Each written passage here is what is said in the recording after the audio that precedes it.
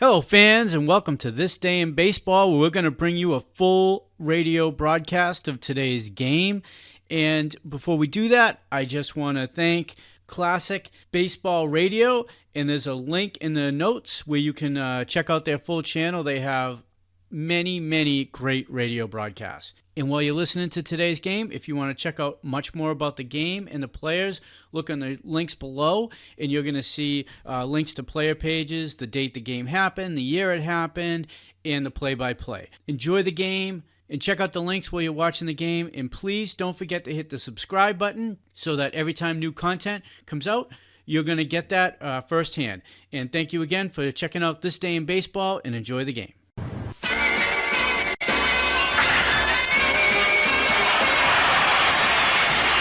St. Louis Cardinals baseball.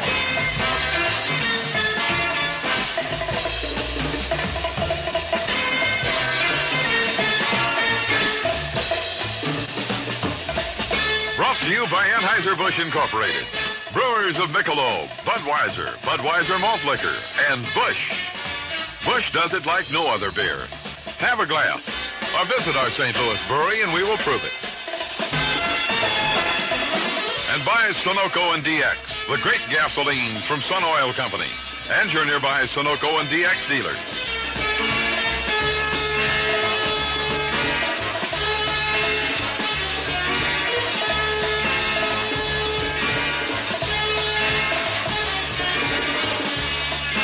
Now, St. Louis Cardinals baseball.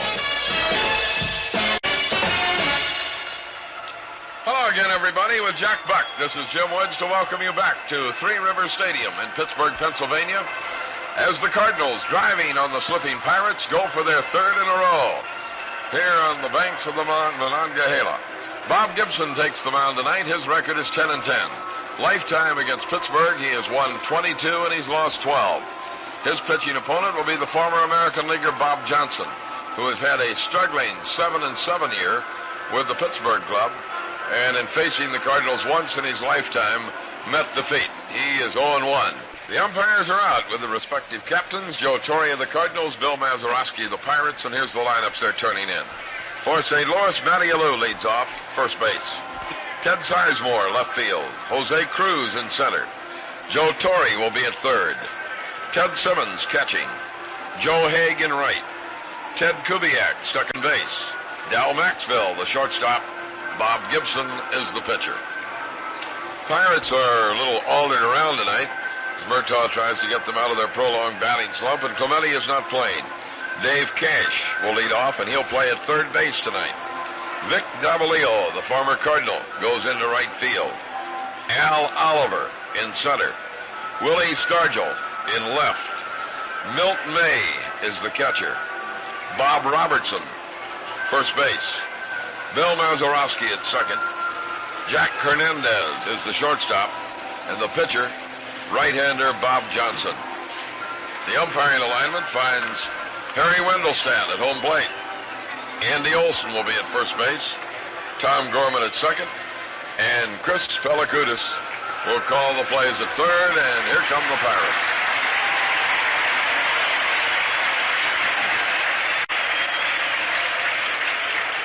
This ball game's about to start with Matty Alou at the plate against the right-hander Bob Johnson. The big guy fires, strike called, and he is a big guy. He's from our broadcast territory. He's from Aurora, Illinois, lives in Mound, Illinois. He delivers, and Alou on a changeup hits a foul ball which goes out of play for strike two. Cash is playing third base, chased over there, couldn't get it. Hernandez, the shortstop, was also over there. Mazeroski's playing second tonight with Bob Robertson at first. Stargell in left, Oliver in center, and Davalillo in right. Milton May giving the sign. 2 strikes to count on Alou, who has seen a lot of off-speed pitches in this series. Here it comes. Off-speed pitch fouled back onto the screen, keeping it strike two. It'll be Alou, Sizemore, and Cruz here in the Cardinal first. I'm sure you're aware of the fact that the Cardinals have won both games of this series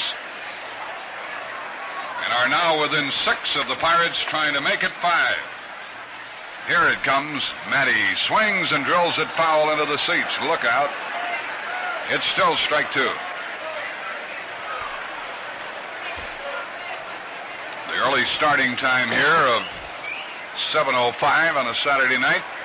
A good crowd on hand and a sellout for tomorrow here at Three Rivers Stadium in Pittsburgh. The Cardinals won 3-2 the night before last and 2-0 last night. Johnson looks in, gets the sign. He's thrown nothing but strikes to Alou. Ball one is outside. And another off-speed pitch. Harry Wendelstedt, the plate umpire. Olson at first, Gorman at second base, and Pelikutis at third. The pitch. And it's low inside. That makes it 2-2. Bob Gibson will be the Cardinal pitcher in this ball game. Bob Johnson on the mound for the Pirates. His record is 7-7. He fires, fastball fouled back and out of play. And it's still 2-2. Johnson has pitched one shutout. He has 6 complete games. An earned run average of 3.21. He's been tagged for 14 homers, more than anybody else on the Pirates staff. His 2-2 delivery to Matty Alou is on the way. Low for ball 3. A low inside breaking ball on a full count of 3-2. Be great if the Cardinals could get out in front again early to sort of give the Pirates the idea that it could happen again tonight. The pitch. Fastball, low, ball 4, and the catcher, May, thought they had him struck out. He threw the ball down to third, and he and the plate umpire get into it, and the pitcher, Bob Johnson, comes down off the mound. A highly debatable ball 4 call puts Alou on, and we're talking from a Pirate player viewpoint. They thought the pitch had the strike zone at the knees. The batter is Sizemore with Alou on base. That's the way the ball game starts. Sizemore hitting .267, has an 8-game hitting streak going. The pitch to him is over but low, ball 1. Johnson was way out ahead of Alou. No balls, 2 strikes, ended up losing him. And that gives Sizemore hitting room through the right side. Robertson is holding against the runner. A lead by Matty. A throw over there, and he's back. Milton May is doing the catching. He's a left-handed batter. The backup man for Sanguian. Alou with the lead. The pitch to Sizemore, and a foul trying to go to right field. Off to the right it goes. 1 ball, 1 strike. The on-deck batter is Jose Cruz. Some of our left-handed hitters, like Cruz and Haig, are due to pop the ball. It's been a long time since we've seen the long ball off their bats. Maybe tonight will be the night. They're playing straight away in the Pirate outfield. The 1-1 pitch. Coming to Sizemore, and it's inside. It almost hit him. Ball 2. Spun him out of there. Johnson is not a real control artist. Although his base on balls total is not very high, he's walked 40 now in 126 innings. Alou with the lead. There he goes, and a fly ball into the right field corner, chased by the right fielder, Davalillo, makes a running catch. Throws to first, Alou gets back. Oh, he made a good play on that ball. With a right-handed batter up there, Sizemore. The ball was hit right down the right field line, about 5 feet off the line, and Davalillo on the run caught up with the ball and made the catch. Alou had to scramble to get back, and had Davalillo missed that ball, it would have been big, big trouble for Pittsburgh. Ball would have gone down into the corner, a run would have scored, and Sizemore probably would have ended up at third. But Davalillo made the catch. The hitter is Cruz with a runner at first and 1 out. A toss to first, the runner back. Sizemore got a bad break on his ball. It just hung up long enough for Davalillo to get there. Cruz has 4 home runs. The pitch. Low inside, ball 1, and Johnson thought he had a strike again. He's again at odds with the plate umpire, Wendelstedt. Cruz average is .248. Alou at first, 1 out. Matty takes his lead. The pitch, swinging a foul, trying to go to left. That evens the count, 1-1. Well, the Pirates have their big man back in the lineup tonight, Willie Stargell, who sat out last evening's encounter. They are not playing Clemente and Sanguillen this evening. Cruz waiting. A throw to first, and Alou gets back. Johnson doesn't appear to have a real good motion toward first. Looks like they might be able to run on him. Alou leads away, not going. Cruz takes it outside. Ball 2, 2-1. Johnson is not missing by a very large margin. 2 balls and a strike.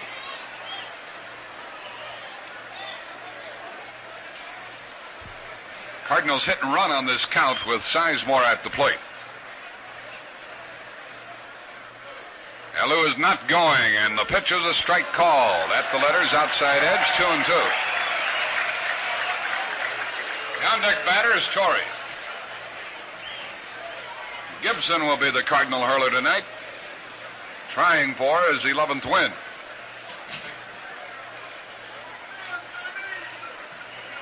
Matty Alou leads the way. He's going, a swing and a pop fly into short left field, down the line, chased by Cash, and he dropped the ball. It's fair, and both runners are safe. He dropped the ball with his back to the plate, and it's a base hit. Alou stopped at second. He had no chance to go to third because the ball was smack in Cash's glove and then popped out. The left fielder Stargell couldn't get there in time to help him out, and Torrey is up with 2 men on base and 1 out. With a left-handed batter up there, Stargell was playing off the line somewhat. He couldn't get in quickly enough to make the catch. And it went off Cash's glove, and it's a base hit. Now Alou's at second. Cruz at first, and Torrey the batter. He's leading the league again by 1 point over Glenn Beckert. Batting .355. They play him to pull. Johnson is set. His pitch. Steer right call at the knees. Torrey, 17 homers, 94 runs batted in. Pirate infield at double play depth.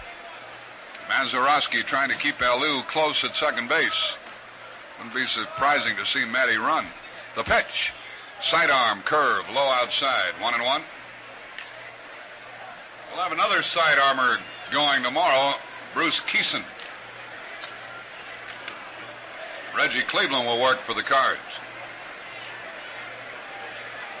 Torrey up there with 2 men on base and 1 man out here in the first inning. Alou leads away. There's a ground ball, base hit into right field, and Alou will score. He rounds third, heads for the plate. There goes Cruz to third. He's safe, and the Cardinals lead 1-0. Torrey slapped it through the right side, and the Cardinals have jumped out in front in this ball game. Alou scored. Cruz raced to third. Torrey gets his 95th run batted in of the year. The Cardinals lead 1-0, and the batter is Ted Simmons. And there goes the pitcher trotting down to the Pirate bullpen. Bob Moose gets up and starts to throw. Ted Simmons can add to the lead. He's hitting .306. He has 3 home runs. The infield back with Cruz at third and Torrey at first. They lead off. The pitch to Simmons. A swing and a shot to right. That's a base hit. That makes it 2-0, and Torrey stops at second. An RBI single for Simmons. His 56th run batted in. The Cardinals and Gibson are out in front by 2. Cruz scored. 3 hits in a row by Cruz, Torrey, and Simmons. It's a 2-0 ball game, and the batter is Joe Hay. Boy, would we like to see Joe get a hold of one. He'd really do. Joe's average is down to .209, 10 home runs, most of which he gathered very early in the season. And the truth about it is, he got those home runs early before the pitchers were real sharp and started to get that off-speed stuff over to him. Oh, if he could rip one now. There are 2 men on, with 1 man out. Torrey at second and Simmons at first. Bob Johnson of the Pirates is on the ropes. A look in by the big right-hander. The first pitch to Joe Haig. A changeup is low, ball 1. And that helps Haig when the pitcher cannot get that slow stuff over. Ball 1. 2-0, the Cardinals lead in the first. On a walk and 3 singles. Johnson ready to pitch to Haig. Here it is, and it's low for ball 2. The on-deck hitter is Kubiak. Johnson looks in at the umpire again. Pauses out there on the mound. Now steps on and looks in. The count is 2 balls, no strikes. They play Haig to pull the ball. Here it comes. A swing and a long one. Way back. 5-0. Goodbye. A 3-run homer for Haig.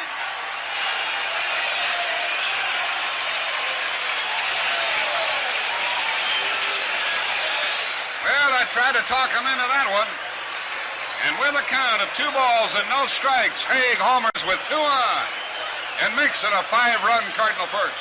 You begin to worry me when you do things like that. You got ESP or something, I believe. Might head for Vegas.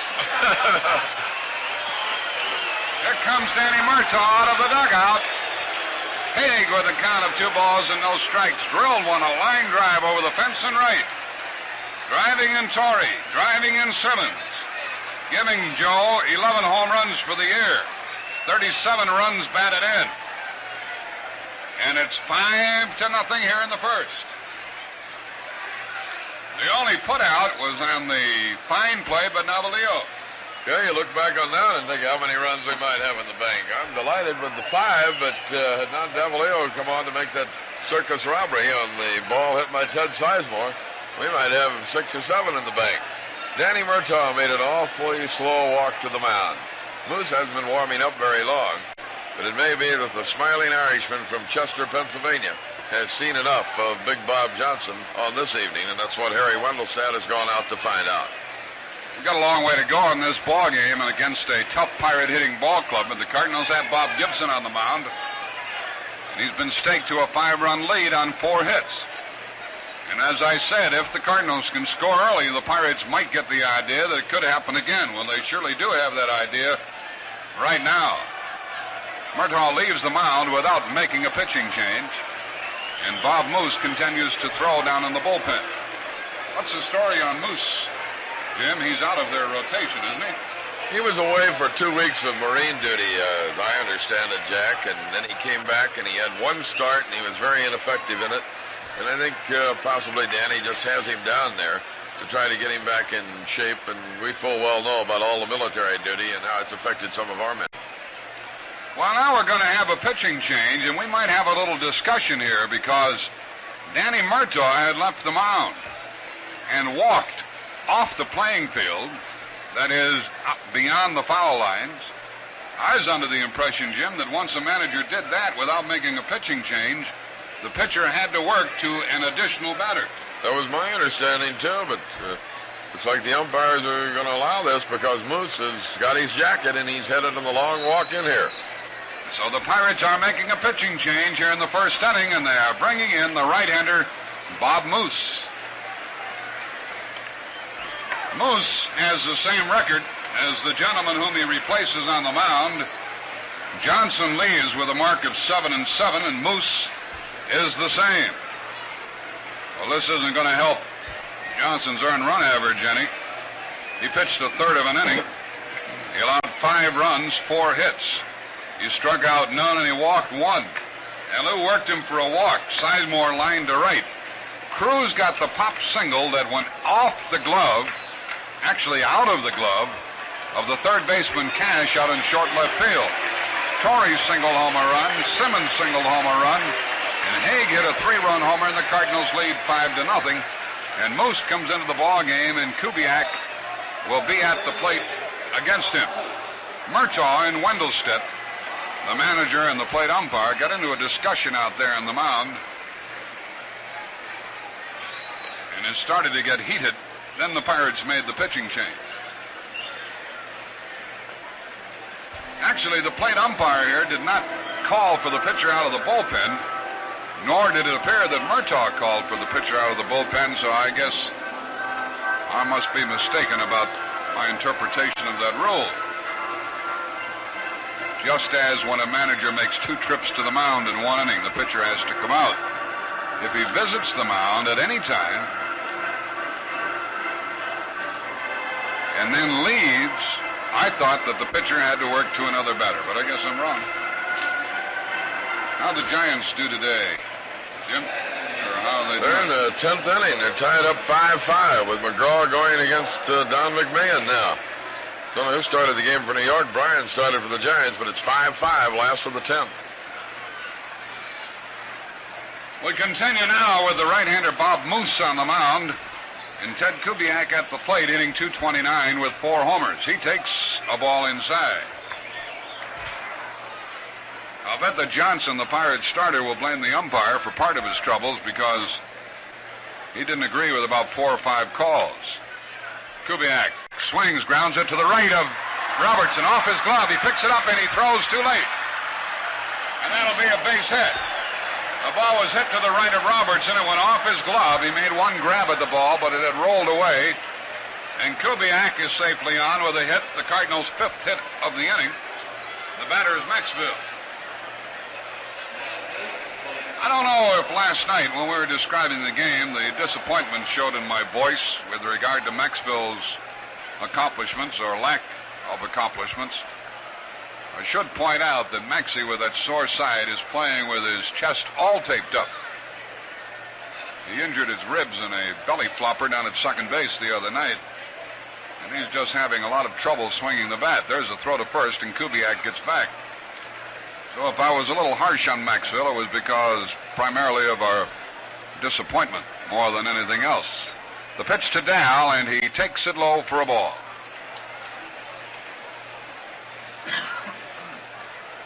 He's the 8th man to bat for the Cardinals in the inning. Robertson is holding against Kubiak. And the outfield plays Maxville around to the right. The runner is on with 1 man out. The pitch is made by Bob Moose. Maxville takes it low outside. Ball 2. Cardinals trying to move within 5. You remember they were 14 out at one time.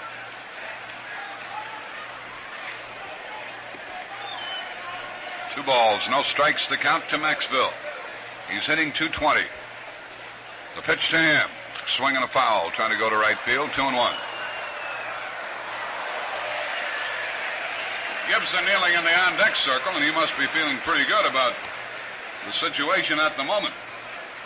He has a 5-run lead.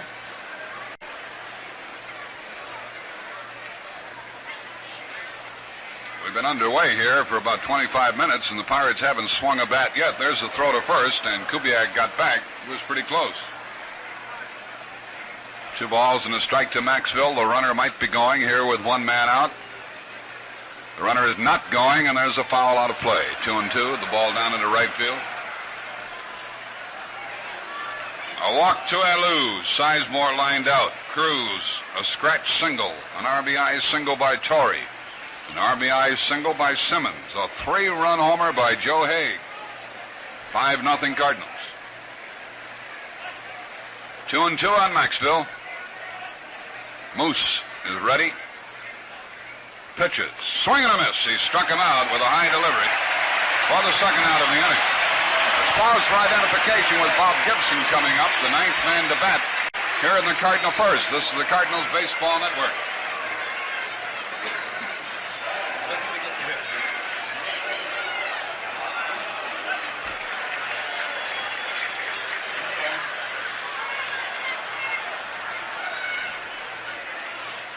Gibson with 2 home runs, 5 runs batted in, is batting .200. There's a wild throw to first base. Kubiak will go to second. That's all he can advance. The ball got stuck underneath the grandstand, and a throwing error is charged to the pitcher on the pickoff play. Kubiak moves to second as Moose threw badly to first base. These are the kind of signs that show up when teams are jittery. The plays they don't make. I'm not saying the Pirates are jittery, but some of the signs are there. Gibson could drive home a run now. The pitch. Swings and bounces it to short. It's cut off by Cash. He throws to first for the out.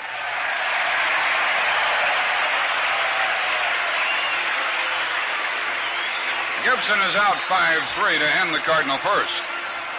5 runs, 5 hits, 1 error, 1 left. Gibson goes to the mound and the Cardinals lead 5-0. You did it. You want action? Sunoco's the call to action. The action of Sunoco 260, highest octane gasoline at any station. There just isn't a station that can beat it. Sunoco. It's a call to action for your machine. If you're a man of action, make it happen. At the sign of the action gasoline, Sunoco.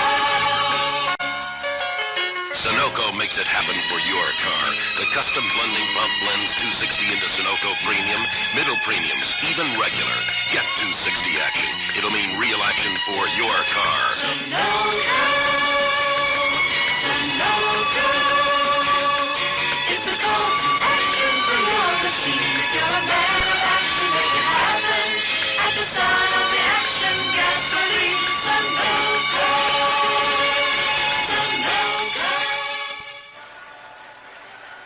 In the Pittsburgh first. Gibson has a record of 10-10. He has a career mark of 22-12 against Pittsburgh, with no record against them this season. Their leadoff hitter will be Dave Cash. Davalillo will follow, and then Oliver. They have some left-handed batters in their lineup. Davalillo, Oliver, Stargell, Milton May. Gibson's wind up and first pitch is high. Ball 1. Cash batting .309, playing third base tonight. Next pitch, low outside. Ball 2. The outfield a bit to the right for the young Pirate infielder. Gibson delivers and pumps one down the middle for a called strike. 1, 2, and 1. 2 balls and a strike to Dave Cash. Into the windup, the Cardinal right-hander fires and a foul out of play. Back to the right, 2-2. Well, our best wishes to the Cardinal Football Club. And to their new coach, Bob Howay, as he makes his debut tonight. Ball 3 to Cash, 3-2. The pitch was high inside.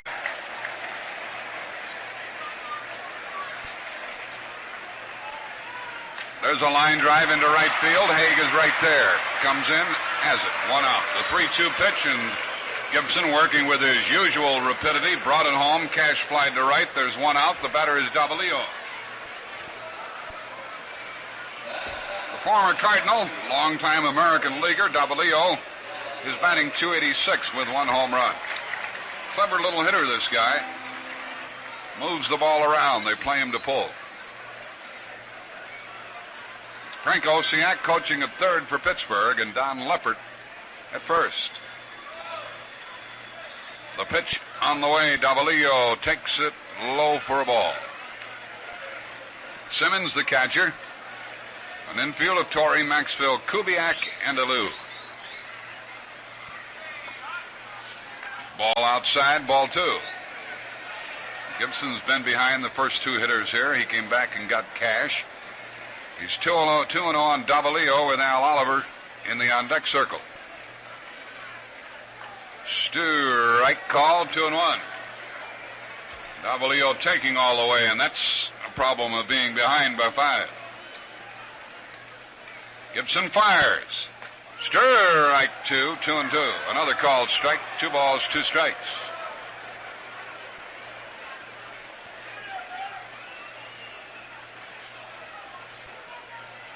Outfield to the right. The pitch is made, and a fly ball to center. Cruz is there. 2 out. Bob Gibson, after being defeated the other evening, that was the Monday night game against the Dodgers, was really crushed.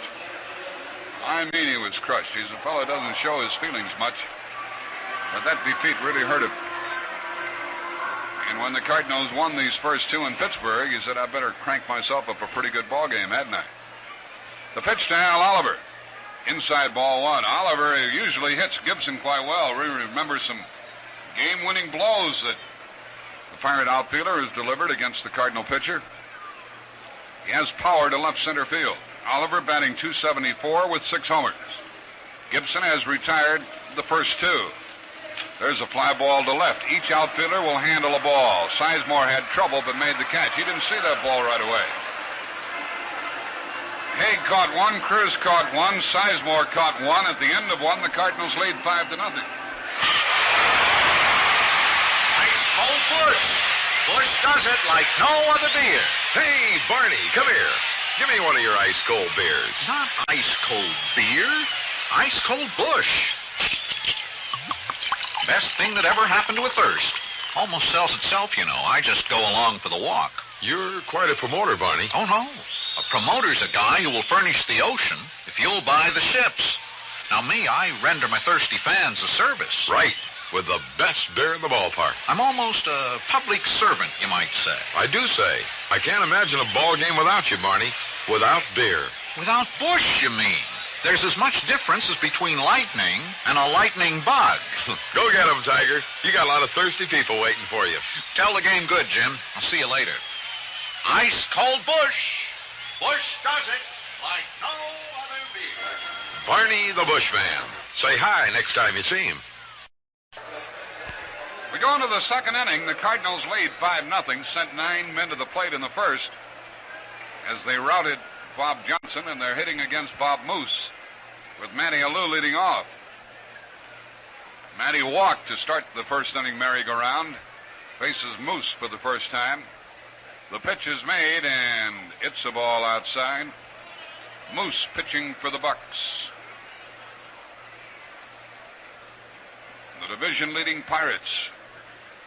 Here's the pitch to Matty, and it's a strike called at the letters. He looks back at the umpire. It's 1-1. It'll be a Lou, Sizemore, and Cruz here in the second.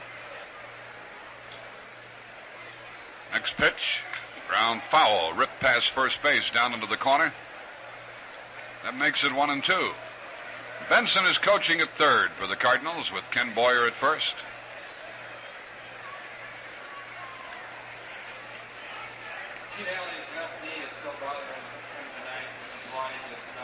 Pirates are playing Hernandez at short again tonight with Gene Alley limping a bit on a bad knee. Alou, just missed with that one. 2-2. Alou acted like he thought he was struck out. And the Pirates were ready to throw that ball around. 2-2 the count. Giants won their ball game today. We'll tell you about it in a moment. The pitch. Now he's called out on strikes. Moose gets him. Moose gets his second strikeout. There was a slider that stayed on the inside corner as Alou pulled back. 1 out, and the batter is Sizemore.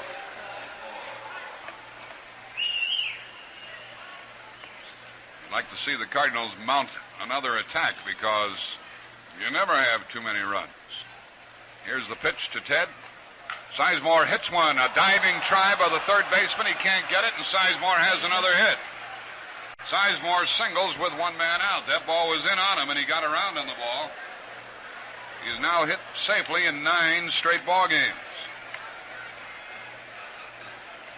Batter's Jose Cruz.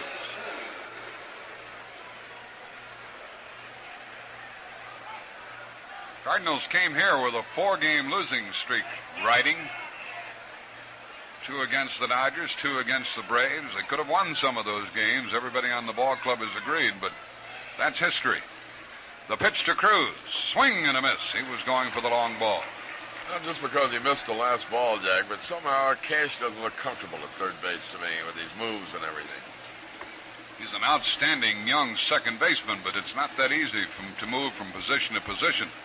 A ball in the dirt to Cruz, blocked by Milton May, the catcher, and it's 1-1. That ball was hit to his left. Talking about the base hit by Sizemore, past Cash, went off his glove. Throw to first, the runner back. Some infielders who can cover ground don't have that initial quickness that you need at certain positions. Another throw to first, and Sizemore is back again. Cruz singled his first time up on a ball that Cash couldn't handle, a pop fly into short left. Moose checks the runner. Fires to the plate. Cruz fouled it back and had his best cut. 1 ball, 2 strikes.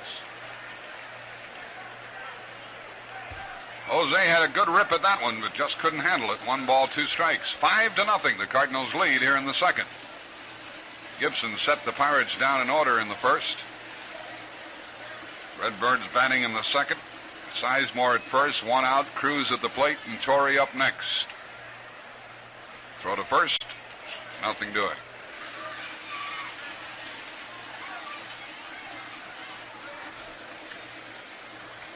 Lead by the runner. The pitch, swing and a high fly ball to deep center field. Way back on the track, Oliver. Way back. He's got it. 410 feet away. Back to first, Sizemore, and he had to hustle to get back. That ball just kept going and going and going, and Oliver could have gone no further. He was back to the wall, all right. If Cruz pulls that ball even a little bit, a little more over toward the power alley instead of straight away, this score is 7-0 in a hurry. He really hit that ball hard, but almost straight away into center field. Must have gone about 405 feet. The batter is Torrey, singled and a run his first time. Takes a strike call, a good fastball from Moose. Up and in the strike zone. Strike 1. 5-0 here in the second for the Cardinals. Sizemore at first, 2 out. Torrey swings and fouls it back. And 2 quick strikes on Joe. Len Beckert and the Cubs play at Cincinnati tonight. Torrey started the day at 3:55, 1 point ahead of Beckert, who was 0 for 4 last night. Moose delivers with the runner going, and a fly ball base hit into right field. Sizemore around second, heads for third. Davalillo comes up with the ball. They hold the runners at first and third. Torrey gets his second hit. A line single into the right field corner, and Davalillo did another good job of outfielding. Sure does. He gets over in that corner pretty well. Dick, been around a while, but he's still got that fine speed and a sense of where the ball is going to go. Sizemore, I think, when he left the bag, I think he was surprised when Benson threw the stop sign up at him. The relay was perfectly handled, however, and there was no chance for Sizemore to come home on that long single by Torrey. It's up to Simmons with 2 men out. The Cardinals with a chance to score against Bob Moose. Torrey is 2 for 2. Simmons singled his first time up. Drove in a run, and he could hurt the Pirates again. The pitch, swing and a bouncer to second.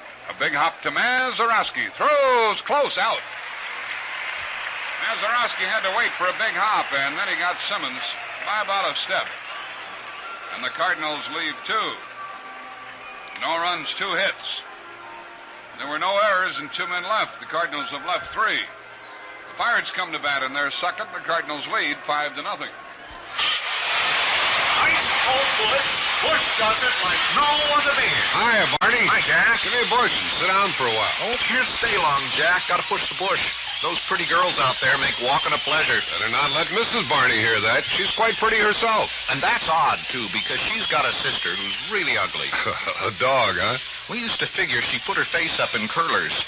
Enough wrinkles to store a 3-day rain. Every time she raised her eyebrows, pulled up her stockings. I'm sure it did. She told a policeman once, "There's a man following me, and I'm afraid he's crazy." Cop took one look and said, "Lady, he's got to be." Bet you're glad it didn't run in the family. Oh, my, yes. I don't know what I'd do if they were like this Bush here. Like Bush. Well, you know, every bottle the same. Joe Torrey has raised his batting average a couple of points to 357. Here in the Pirates second. Willie Stargell leads off, and it's always nice to pitch to this big guy with the bases empty. Stargell hitting .304 with 39 home runs. Strike called. Gibson drilled one across at the knees. Stargell has driven in 101 runs. There's a foul out of play, and that's strike two. Stargell didn't play last night. Steve Carlton handled him beautifully the other evening. And Stargell sat it out against Royce. Gibson fires, and it's up and in. Ball one. Bob set Pittsburgh down in order in the first on 3 fly balls. He's working rapidly. Fire, strike, call! He let up, and he got him. First strikeout for Gibson.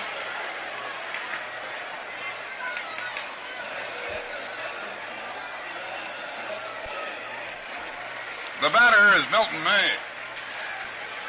Gibson, working with a 5-run lead, has retired 4 in a row. May is a left-handed batter hitting .243. He has power. He's hit 4 home runs. He swings and misses, chased a bad ball up and in. I think his first major league run batted in was against Bob Gibson in a ball game last year. He's from Gary, Indiana.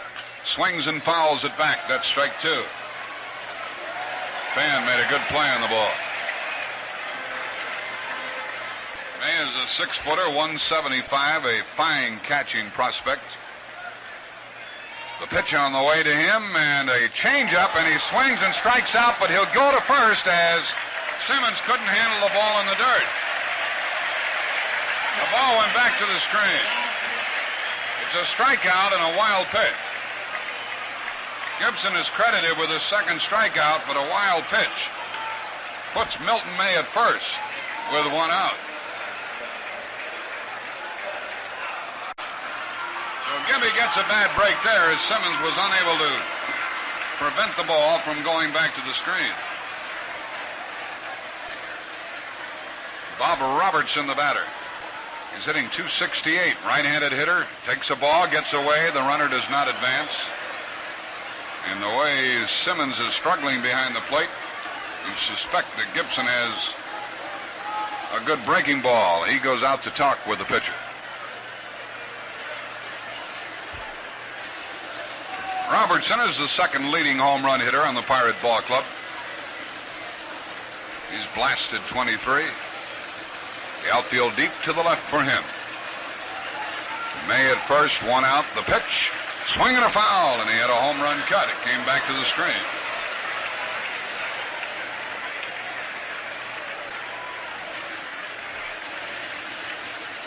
Two strikeouts in this inning for Gibson, but there's a runner at first with 1 out. The pitch, Robertson swinging late, missed it, 1-2. Gibson's fastball appears to be a good one.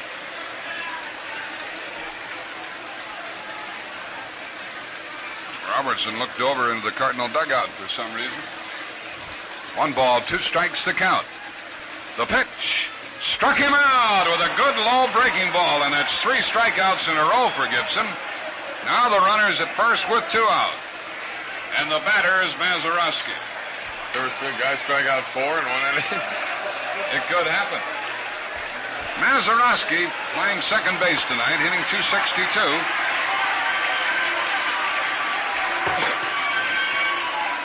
First pitch to him. A fly ball behind first, foul ball. A play for Alou. He's got it. Mazeroski fouled out.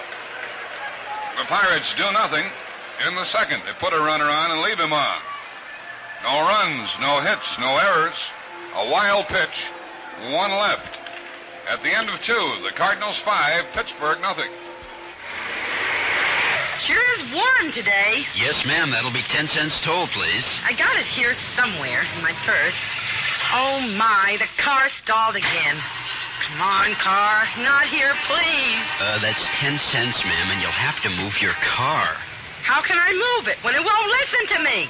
Now there's a solution to help prevent summer stalling. New STP Keep Cool radiator treatment. STP Keep Cool helps take the heat off your engine. Oh, Andy, it seems like only yesterday that Billy was just a baby. And now he's ready for his driver's test. Billy, sure you remember the rules? Sure, Mr. Granatelli. I drive to the service station for STP oil treatment. I'll tell the driving examiner that STP is especially important in hot summer driving because it protects and lubricates better than ordinary motor oil alone. Did you learn that in driver's education class? No, ma'am. By living next door to the Granatellis.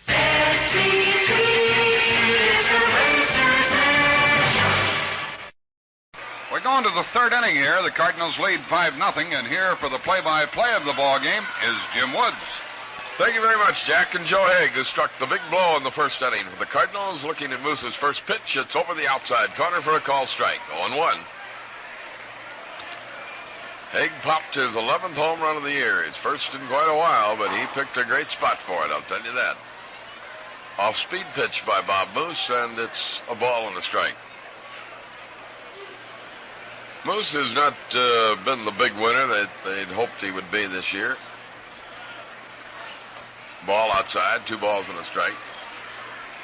He's pitched a no-hitter in the majors, threw it against the Mets 3 years ago at Shea Stadium.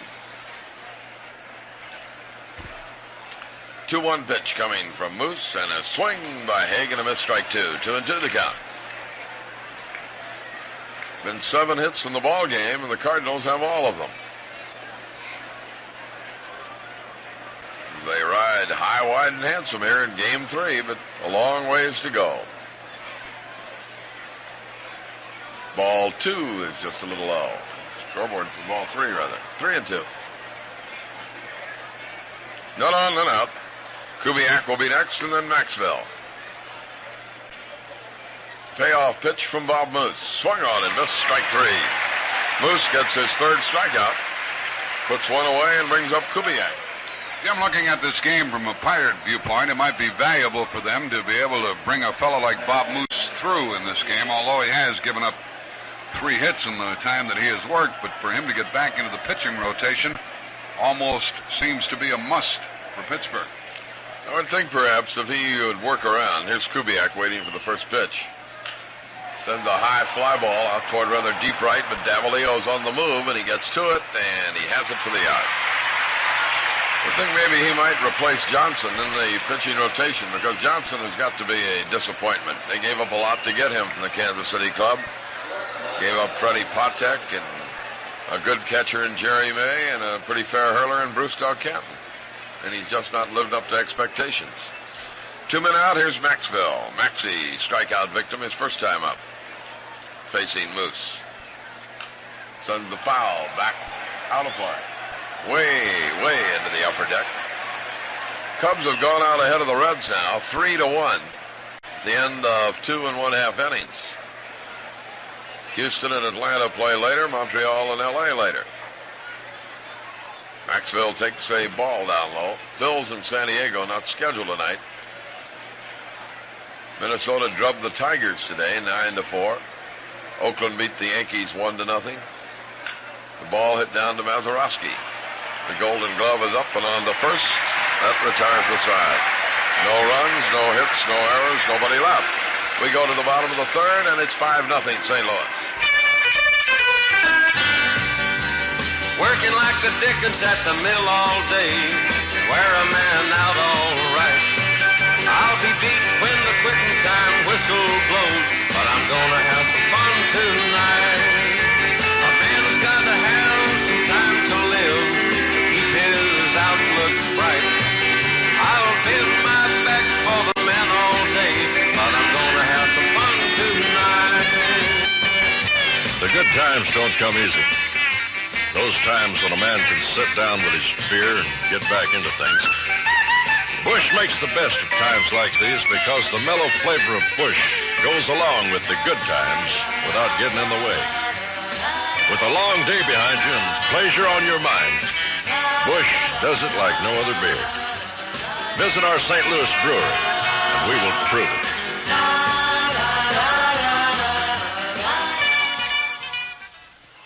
Jackie Hernandez playing at shortstop tonight in place of the ailing Gene Alley. Leads it off here. He's at .212, 3 home runs, 13 batted in. Gibson moves the strike right by him. 0-1 the count. Mr. Gibson has the plate pretty well zeroed in, as he usually does. swing and a miss by Hernandez, and 0-2.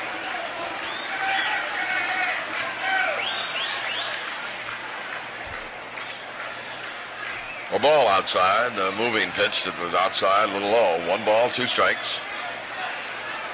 Pirates have had the 1 base runner on the strikeout wild pitch, and the delivery is ball 2 outside. 2-2 the count. Frank Osiak, the coach at third, Don Leppard at first.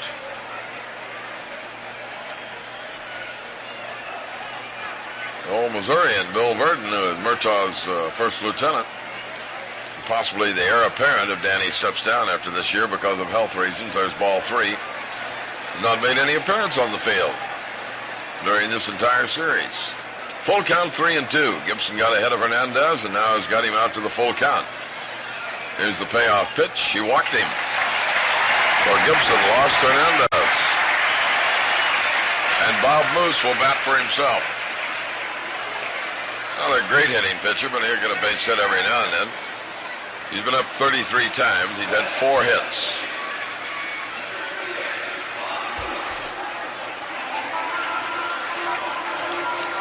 So Moose bats here in the number 9 spot. Alou laying in behind Hernandez, and Moose fouls off the first pitch for a strike. 0-1. Cardinals with a 5-run outburst, driving Bob Johnson out in the first inning. Lead 5-0. Moose another foul straight back. 0-2 the count. Well, Gibby has another 0-2 count on his second hitter in a row. He works in a hurry, and Moose swings and misses, strike 3. That is Gibson's 4th strikeout. Puts one away, and the top of the order comes up now, Dave Cash. Flied out to Haig in his first effort.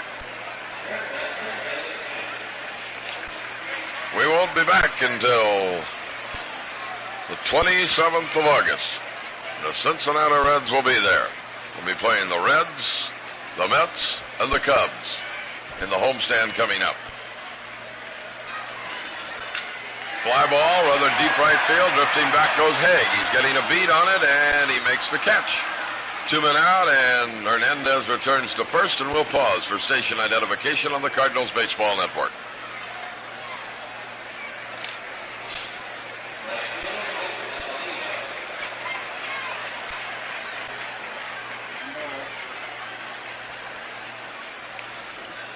Vic Davalillo bats now. Fly ball to Cruz. What happened to him the first time up? Little Vic, who did the tremendous pinch hitting job for the Cardinals in the year of 1970. Been a fine player for the Pirates. Big swing and a miss. 0-1. Came over here in the Matty Alou deal. He really chased a bad ball that time. It was way up and in. Hernandez, long lead. Davalillo takes over low. Ball 1. 1-1 the count.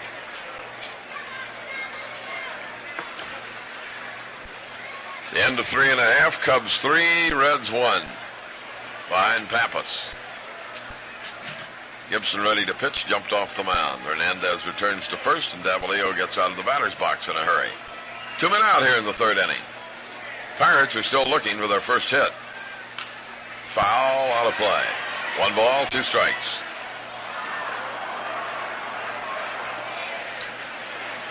Big day here tomorrow. Ball day, a Pirate father and son game,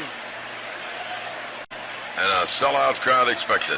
There's a tap out to Maxwell. He's up with it, goes on to second, just in time for the force out of Hernandez to retire the side. No runs, no hits, no errors, 1 left.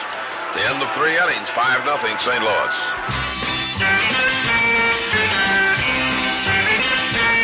I'm sitting here thinking, trying to decide if I should go back to the town and the things I've left behind. Those green fields are calling me, these office walls are boring me. That's why I've got the urge to go.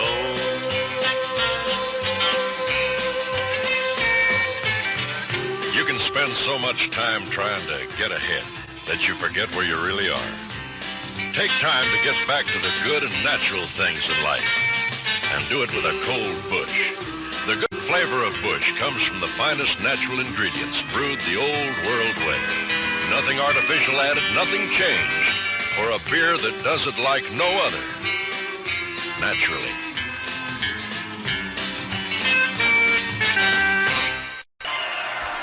Bob Gibson just now striding out of the Cardinal dugout to come up and take his whacks. Bounced out to third in his first effort. Facing Bob Moose, who is on in relief of Bob Johnson, who gave up all the Cardinal runs in the first inning. And Gibson takes the ball that is just outside. 1 ball, no strikes.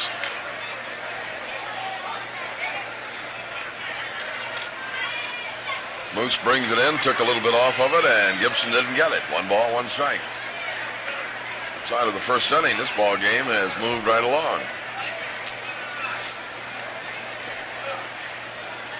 Usually does. Mr. Gibson goes about his business out there. Swings again. He didn't get it. 1 ball, 2 strikes. Bob's batting just under 200.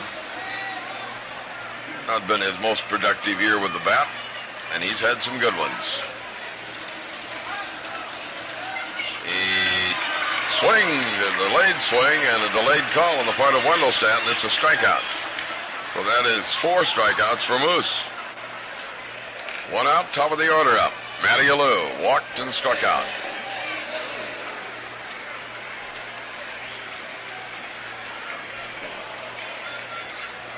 Lou Brock's hand still causing him quite a problem, and it's just a day-to-day thing when Lou is going to be back in left field and leading off. Moose throws a curve. It got Lou right down the middle. No balls and a strike.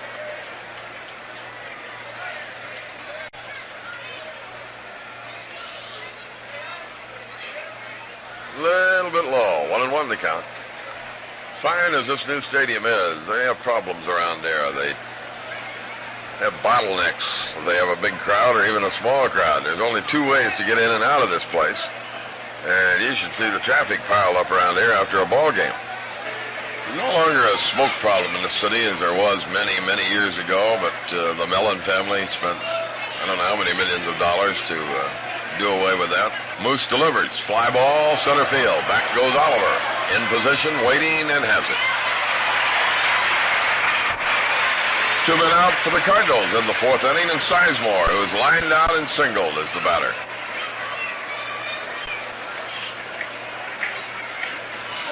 Ted's been doing a good job in left field filling in for Brock. He hasn't been the most graceful outfielder going after 1 or 2 balls hit out there, but he's gotten the job done. And that's what they pay off on. Fast strike from Moose, outside corner, knee high. 0-1 the count. Cash at deep third base, 8 feet off the line. Here's Sizemore drilling one down to short. Hops up for Hernandez. The throw, that's it. No runs, no hits, no errors, nobody left. We move into the last half of the 4th inning. St. Louis 5, Pirates nothing. Andy Granatelli, it's 3 in the morning. You still writing commercials? It's tough going, Dolly. How can we change the STP approach for summer? Why should we? STP oil treatment still helps cars' engines run smoother, cooler, quieter, longer. And with all the extra summer driving, people really need the extra protection of STP. What are you writing? Just keep talking, Dolly. Keep talking. STP is the racer's Leading off here in the last half of the 4th inning, Al Oliver stands in. He skied one out in mid-left field his first time up. And he'll see what he can do with Gibson. Pirates looking for their first hit. A strike call to the knees. 0-1 the count. In Atlanta, Cook goes for Houston. Pat Jarvis for the Atlanta Braves. Ball down low, 1-1 the count. Giants won in extra innings over the Mets, 6-5. There's a ball bounced in behind Don Leppard at first base, foul. 1 ball, 2 strikes. Oliver, Stargell, and Milt May. Here's Gibson with rapidity, working again. There's a little flipper out behind second base. Maxwell runs back. He's got it. Oliver hit that ball on the fist, and I mean Gibson really sawed him off. Oh, one away. Here's Stargell. Took a call, third strike. And he gets a big hand every time he comes up. Willie is so well liked around this town. Ball down into the dirt. 1 ball, no strikes. Does a lot of work with children. Also has a chicken business here.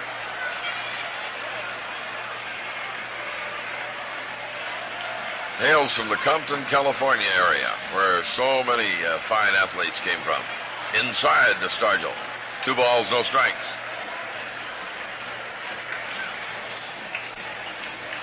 One man out here and nobody on. With the Redbirds in front, 5-0, trying to make it 3 in a row. There's ball 3 to Stargell. Gibson behind on the count, 3-0. Fires in the next. Stargell went after it. He bangs it foul. He had the green light, 5 runs behind. Had the green light on a 3-0 pitch. Murtaugh let him go. Hoping, I guess, he could pop one out of here and try to get a little inspiration going on the part of the Pirates, who have just not hit at all. Ball 4, way up high. The second walk given up by Gibson. Puts the runner at first, brings up Milt May, who struck out but reached first base when what was ruled a wild pitch got past Simmons.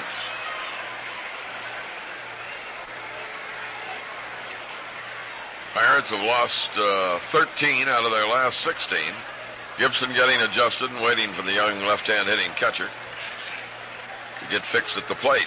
And he jammed him. No, foul tip, they say now. Strike. Pitch was way inside and just barely ticked the bat. And it's 0-1.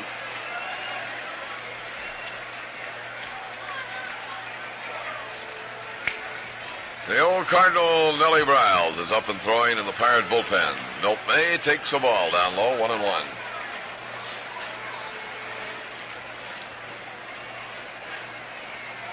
Had 1 run now in 21 innings since the Cardinals have been in town. High pop-up, left field. Sizemore goes drifting over toward left center, weaves around, got it. Sizemore likes to run to the spot. Gets a pretty good beat on the ball, runs to the spot, and then he looks for it. 2 men out to Bob Robertson. Struck out his first time up. Stargell, the runner at first, 2 away, and Gibson and the Cardinals leading 5-0 in the 4th.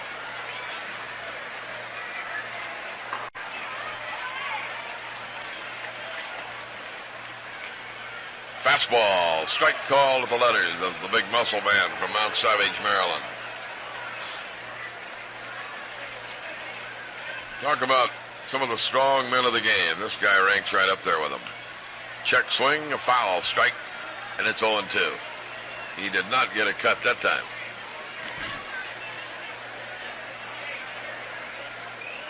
Briles has warmed up a couple of times, but Murtaugh hoping that they can get something started here and get down into the bottom end of their batting order where he'd be forced to hit for Moose.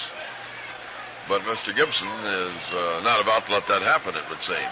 2 strikes on Robertson. And the pitch fouled back out of play. He had a cut that time.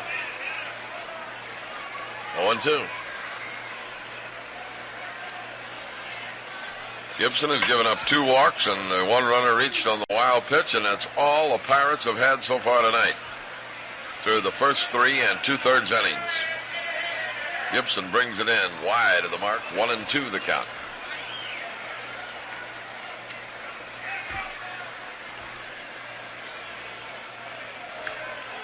Bob Robertson pounds the plate. Gibson gets quickly ready. Sends it in and strikes Robinson out again. Robertson took a big healthy cut, got nothing, and Gibson has 5 strikeouts in the book. No runs, no hits, no errors, 1 left. The end of 4 innings. Cardinals 5, Pirates nothing.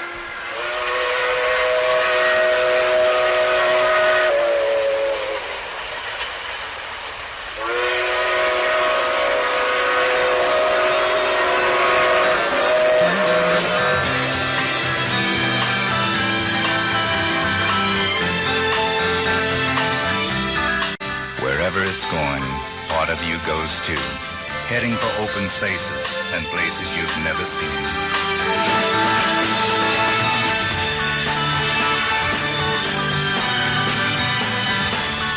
goes there too.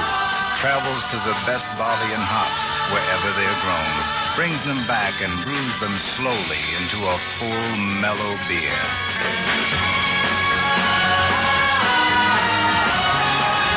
Only the best for Busch, because Busch does it like no other beer.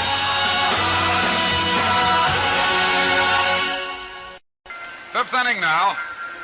The Cardinals have out-hit the Pirates 7-0 and lead in the ball game 5-0. With Jose Cruz leading off against Bob Moose, who has pitched scoreless baseball over 3 2/3 innings. Moose has registered 4 strikeouts since relieving Bob Johnson. He's a hard-throwing right-hander, and he pitches to Cruz, who is singled and lined out very deep to center field. Left-handed batter in the first pitch. Strike called. He kept it away, caught the corner, strike 1. Cubs lead Cincinnati 3-1 in the bottom of the 5th at Cincinnati. Fly ball foul down into the left field corner by Cruz. Nice catch, mister. Philadelphia and San Diego have the day off because of a San Diego football game. Giants beat the Mets today 6-5. Houston and Atlanta later. Montreal and Los Angeles later. And that's the National League. With a count of 0-2, Cruz grounds one hard to second. Mazeroski has it. Throws him out. Cruz, hustling all the way, was out by a step, as he was retired by Mazeroski. 1, 4, 7, 8 in a row retired by Bob Moose. Cardinals lead 5-0, and here's Joe Torre, who drove in the first run of the ball game. He has 2 singles, and he's batting .358, so he's picked up 3 points tonight. Leading the league again. Swings and misses a breaking ball. He got a base hit against Johnson. He's singled against Moose.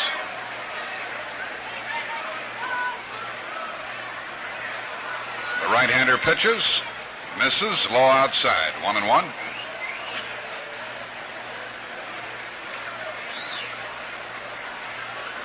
Outfield playing Torre to pull the ball. He leans back from ball 2 inside, 2-1. Torre is a fearless hitter at the plate. They move him off the plate. They hit him with pitches. They don't move him away. 2 balls and a strike to count. And the pitch on the way. Low outside. Ball 3, 3-1. With Ted Simmons the next batter. We're in the Cardinal 5th, and the Cardinals lead 5-0. We play the Pirates again tomorrow afternoon. Reggie Cleveland against Bruce Keeson. Torre takes a strike, a breaking ball. The ball game here starts at 1:35 local time. Our dugout broadcast time tomorrow, St. Louis time, will be 12:20 and 12:30 for the ball game. If the Cardinals can win this one, they'll be going for the sweep. 3-2 pitch to Torre. Swing and a foul, rolling back into the Cardinal dugout. Cardinals scored 5 in the first. That's all the scoring in this game to this point.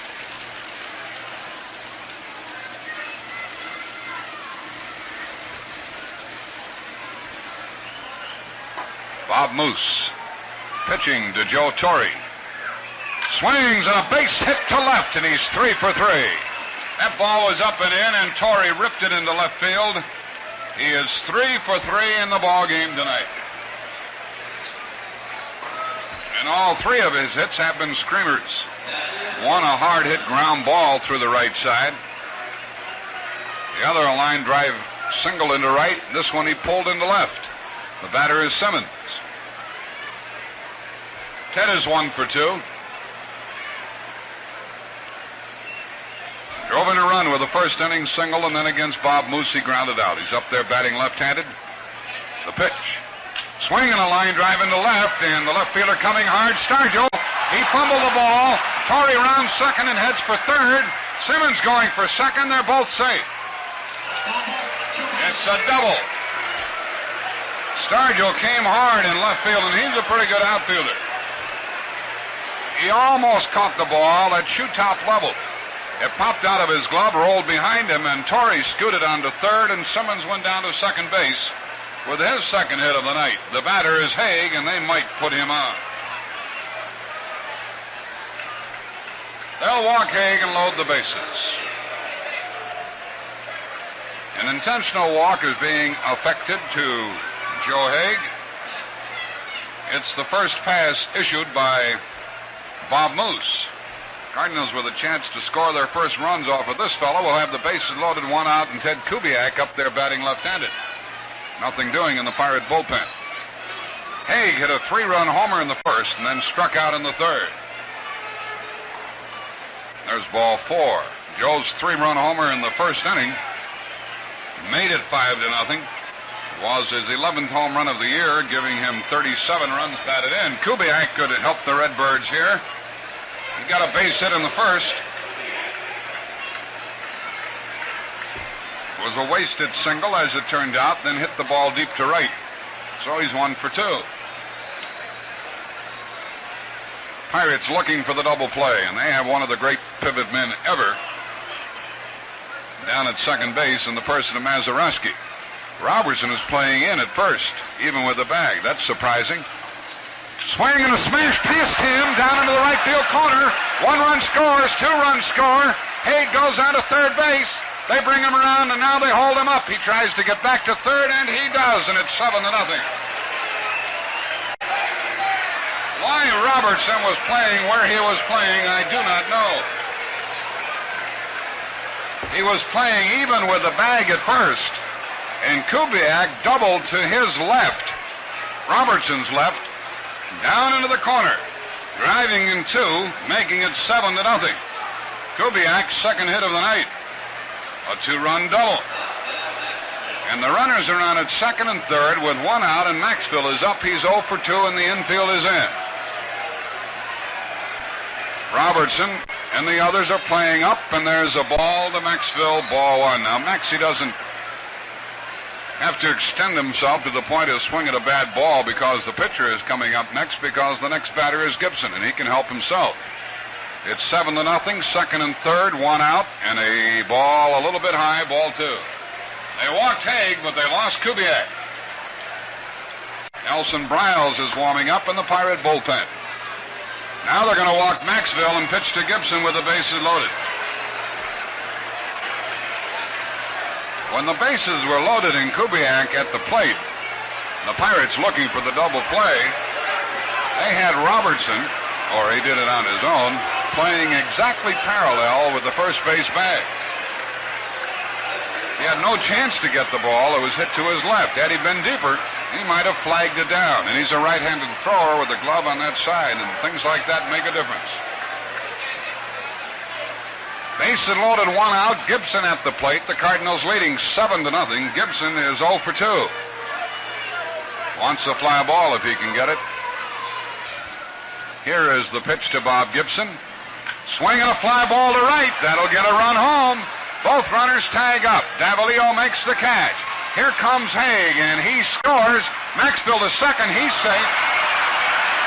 Everybody advanced on the fly ball by Gibson, making it 8-0. And Maxfield had to do that belly flopper again on those sore ribs out at second base. Gibson's sacrifice fly makes it 8-0. His fly ball to right field. Now they're going to walk Alou. It'll be the third intentional walk of the inning. We'll load the bases again, and they'll pitch to Sizemore. Alou is being walked.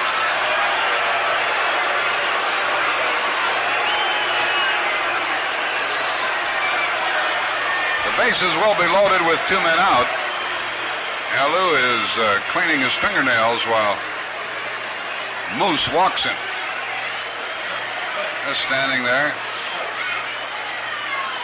There's ball 4. Sizemore up with the bases loaded. It's been a 3-run inning, and the Cardinals lead 8-0. They have Kubiak out at third, Maxfield down at second base. And Sizemore is up. He's 1 for 3. Gibson and the Cardinals now have an 8-0 lead. Sizemore could add to the lead. He's the 9th man to bat in the inning.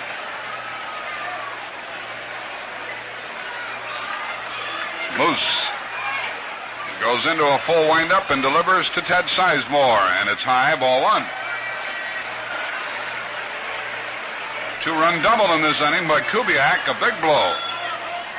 After base hits by Torrey and Simmons with 1 man out.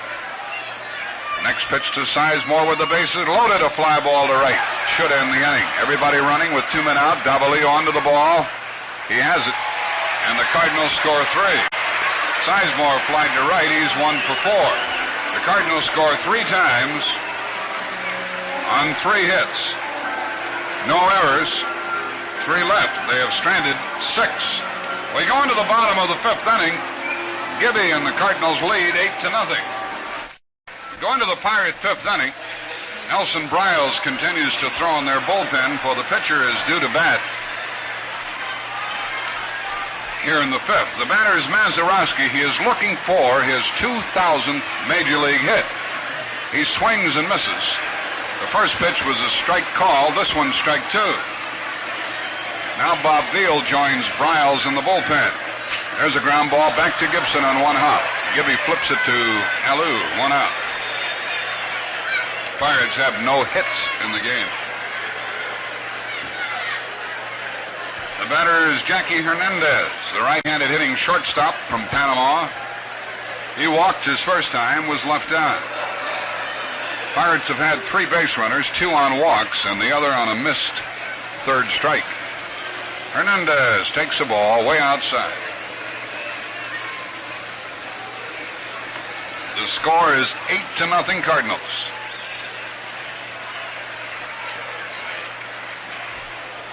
Charlie Sands, a catcher, is on deck for Pittsburgh to pinch hit. Hernandez takes a strike to even the count at 1-1. The Cardinals have made 8 runs on 10 hits. Strike call, a Gibson fastball, and Hernandez took it. He's in the hole, 1-2.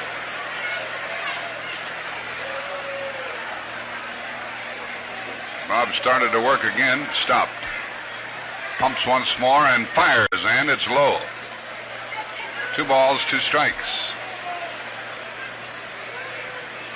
Gibson slows it down a little bit, turns around, checks the outfield. They're around to the right for Hernandez. This fella has some power. The pitch to him, high, ball 3. Here with 1 out, Gibson is in danger of walking Hernandez for the 2nd time. The 3-2 pitch struck him out. A letter-high fastball picks him up. 6 strikeouts for Gibson. 2 out in the inning, and the batter is Charlie Sands.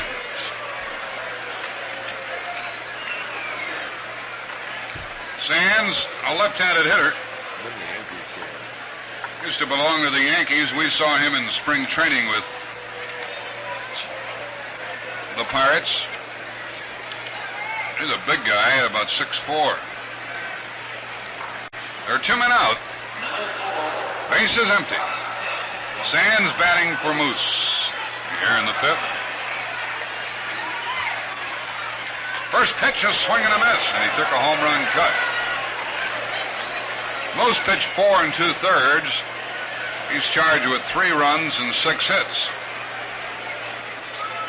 Next pitch to Sands, and it hits his bat and goes foul. That's strike 2. He was ducking an inside pitch. Moose walked 3 men. They were all intentional walks. And while he was in there, had 4 strikeouts. Either Veal or Briles will be their new pitcher. Sands takes the ball low inside, a breaking ball. And he had to do everything in his power to keep from swinging at that one.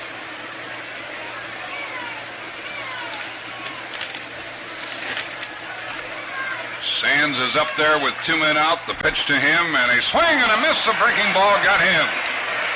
Gibson now has 7 strikeouts and has not allowed a hit over the first 5 innings. And at the end of 5, the Cardinals lead Pittsburgh 8-0.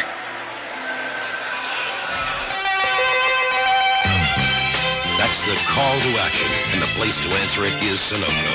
Only Sunoco has the action of 260, highest octane gasoline at any station, anywhere.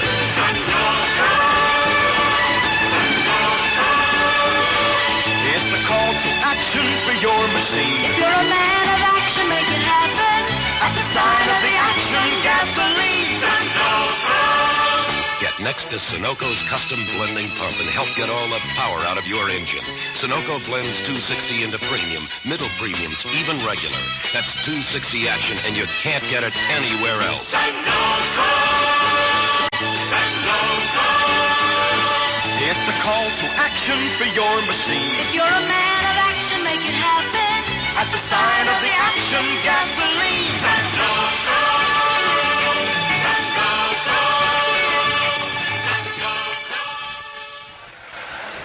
Ground crew is out, smoothing out the base paths. We're going into the 6th inning. The Pirates will use a new hurler.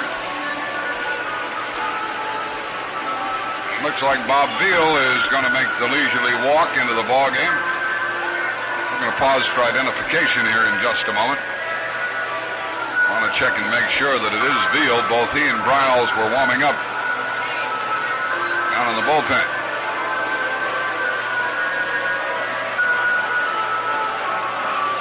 It's Mr. Veal. We'll tell you about his pitching statistics when we come back. This is the Cardinals Baseball Network.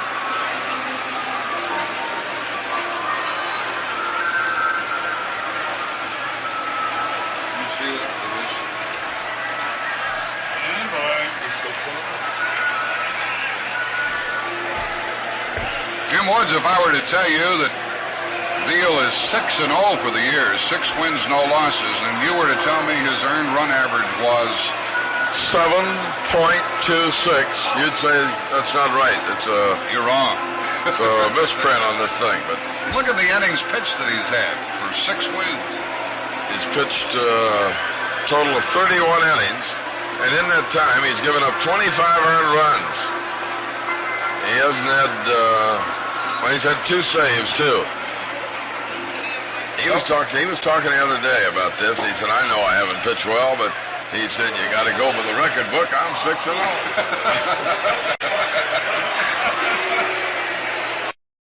With a score 8-0, Veal takes over here in the 6th. And Jose Cruz will be the first man up against him.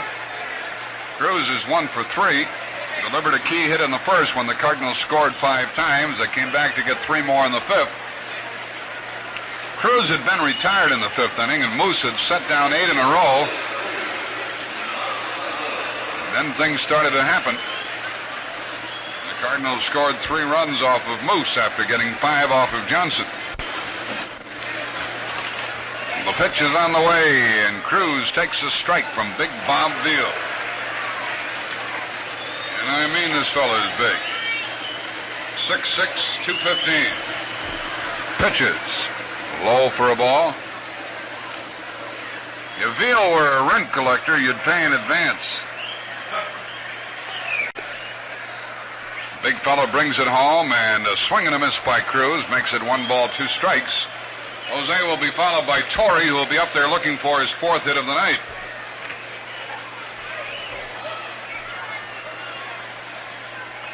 Veal pitches in the dirt, bounces back to the screen. Makes the count 2-2. Don Clendenin roomed with Veal all the time. They were teammates over here, and Don has told me there's just no way of telling how strong Veal is. He doesn't know himself, but he tears up phone books and things like that. And he can throw the ball. His 2-2 delivery. Swing and a foul out of play. Veal confesses that he has difficulty regimenting himself with regard to his weight, and he knows that he has hurt his career. He said, I just can't make myself do it during the off-season. 2-2 pitch, and a bouncer to second, and a big hop to Mazeroski. The throw to first, and Cruz is out. Cruz does get down that line. He's out, and he's 1 for 4. Here's Torrey trying to make it 4 for 4.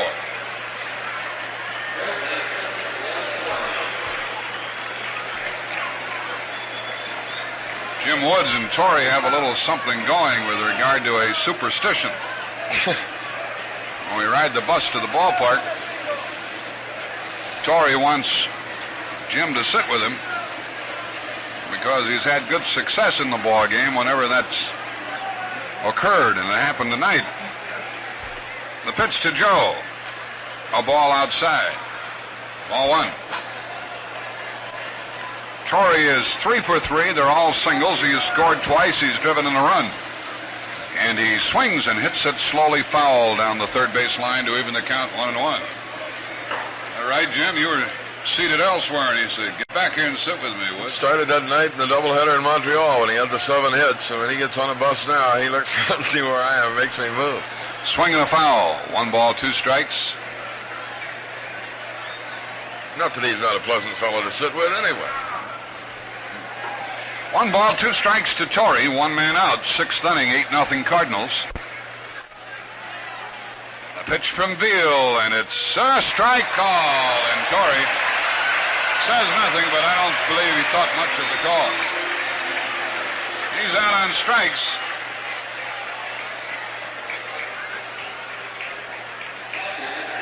That's Veal's first strikeout. He has retired the first 2, and Torrey is 3 for 4. Here's Simmons, who turns around to bat right-handed. Ted is 2 for 3 tonight with 2 runs scored and a run batted in. Swing and a miss, and Veal can pump that ball. He kept that one away from Simmons.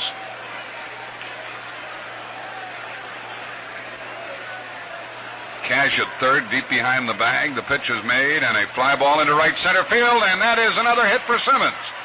His 3rd hit of the night. Ted is on with 2 men out.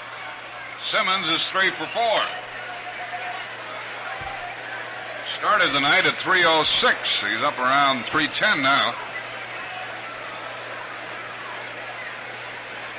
As we mentioned before, Lou Brock might be back in the Cardinal lineup tomorrow. A right-hander, Keeson, will be pitching against the Redbirds. Here's Haig hitting against Veal.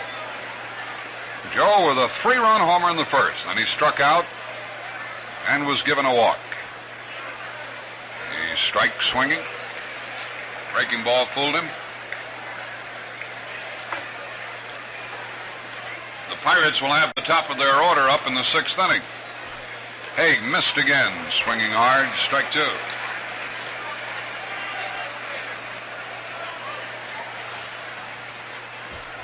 0-2 the count. In the 0-2 pitch. Misses outside. Veal is the 3rd pitcher. Bob Johnson started for the Pirates, gave up 5 runs in 1/3 of an inning. And Bob Moose allowed 3 runs. Pitch to Haig. Low. We mentioned earlier this could prove to be a profitable night for the Pirates, even if they lose, if they brought Bob Moose through, but he wasn't too impressive. 2-2 delivery, and Haig takes it way high, ball 3. This Veal can hit a wild streak, the likes of which you've never seen. Tonight's paid attendance, 30,678. 3-0-6. A full count of 3-2 on Haig, and the runner, Simmons, at first, will go with 2 men out as the Cardinals try to add to their 8-0 lead. Veal is ready. Simmons is running, and there's a ball drilled foul into the right field corner. The paid attendance tonight, 30,678. They had 31,000 last night, and they're going to be sold out tomorrow. They hold about 47 or so here, I believe. 83,000. Ball 4, Haig walks.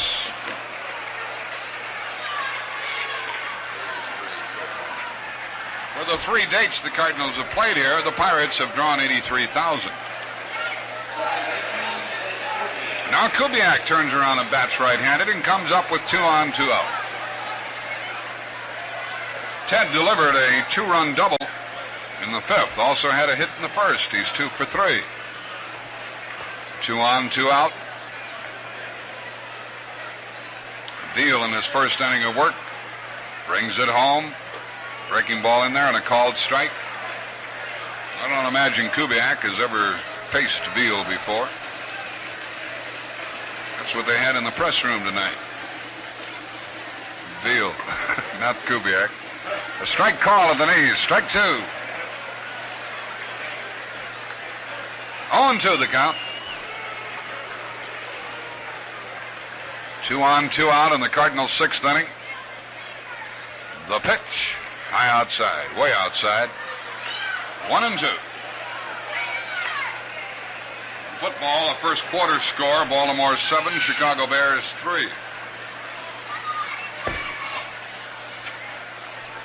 Here's the pitch to Kubiak. Swings and fouls it back. 1-2. Cardinals scored 5 in the first, 3 in the 5th, have 2 men on in the 6th.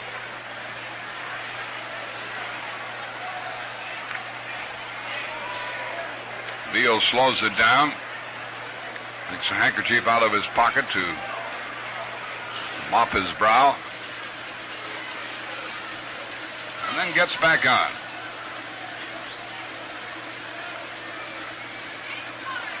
Simmons at second, Haig at first.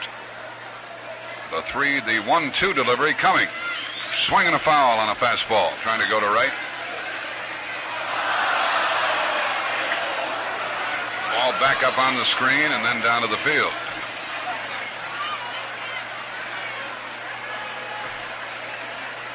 Kubiak hanging in there, looking for his 3rd hit. Strike call. The fastball poured in at the knees, and Beal gets his 2nd strikeout of the inning. The Cardinals leave 2, and they have stranded 8 while scoring 8. No runs, 1 hit, no errors, a walk, 2 left. In the Pirates' 6th inning, the top of the order will come up. The Cardinals lead 8-0. Sit down, rest your mind, you got lots of time. Call a friend, talk about the day you had. Pull up a chair, keep your shoes off there. Forget your troubles, cause friend, it ain't that bad. With the life you lead, friend, there ain't no need to haggle over night time entertainment. You can sit at home when you're all alone and still have fun with the right arrangement. That's the way Bush does it, with the right arrangement. 6-row barley and virgin hops, the best money can buy. Lots of time to let the in-brewed carbonation happen naturally. Rest your mind with a cold Bush. Bush does it like no other beer.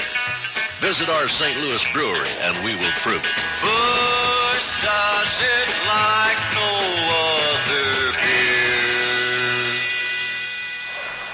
In another baseball game, the Cubs hang on to their lead over Cincinnati 3-1 at the end of 7. And in football, the Cardinals in Houston scoreless after 1 period. Dave Cash leads off against Gibson, who has held the Pirates hitless through the first 5 innings. Ball 1 high from Bob, who was struck out 7. Walk 2. Cardinals lead 8-0. Next delivery, swing and a foul out of play. 1-1. It'll be Cash, Davalillo, and Oliver. A lot of left-handed batters for Gibson to work on tonight. The crowd whoops it up, and Cash swings and a fly ball to right. Haig is there. He's got it. Hard hit ball, but Haig had him played well, drifted back and made the catch, reaching above his head for the out. Davalillo is 0 for 2. I know sometimes when we talk about a pitcher having a no-hitter, people say we put the hex on him. Well, maybe in Salem, Massachusetts, but not in 1971. Davalillo is 0 for 2. Fly to center and bounced to short. The first pitch is made, and it is a ball high. And if something like that were to happen, we'd want you to share all of the excitement and be aware of the fact that such a game was in progress. The next pitch, and a fly ball to the shortstop. He got him on a changeup.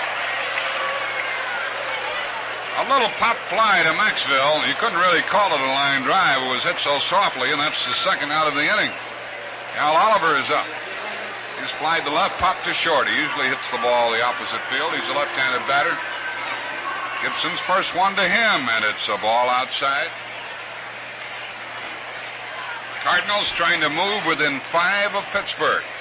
Lead 8-0. Swinging a bouncer to first. Gibson comes over to cover. Alou makes the out himself. And at the end of 6, Gibson still has not allowed a hit. No runs, no hits, no errors, and nobody left.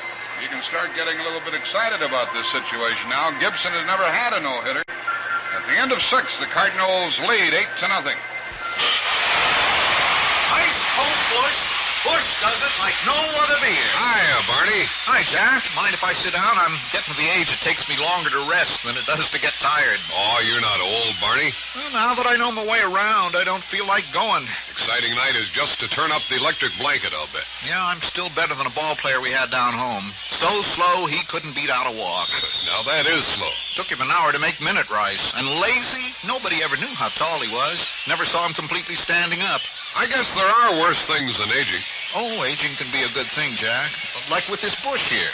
It's the extra time we take that smooths it out. Tell it like it is, Barney. That's just one of the things that makes Bush the best beer in the ballpark. I better get moving. Got fans waiting in a hurry. So soon? You just got here. Yeah, but a man stretches his legs according to the length of his blanket. See you, Jack. Ice cold Bush. Bush does it like no other beer. Barney the Bushman. Say hi next time you see him. We're into the 7th inning here. Maxville is the leadoff batter, and Veal slams a fastball past him for a strike. Maxie is 0 for 2 on the night. Big left-hander. Lays another one in, and it's a foul ball out of play. 2 quick strikes. 2 weeks from tonight, we'll be home with the Reds, and that's going to be Jerseyville, Illinois night. Hope you'll be there. Menard County, Illinois day on Sunday, and Vandalia, Illinois, Monday, August 30th, when the Mets come in. Pitch down low, 1-2.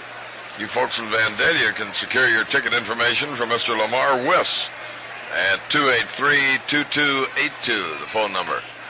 Ball 2 is outside. 2-2. None on, none out, and the Cardinals comfortably in front, 8-0 in the 7th. Here's the pitch. It's wide, ball 3. Veal has been plagued with a lot of wildness during his career. Never was the great winner that they expected him to be off his minor league record. Another foul out of play. Full count, 3-2.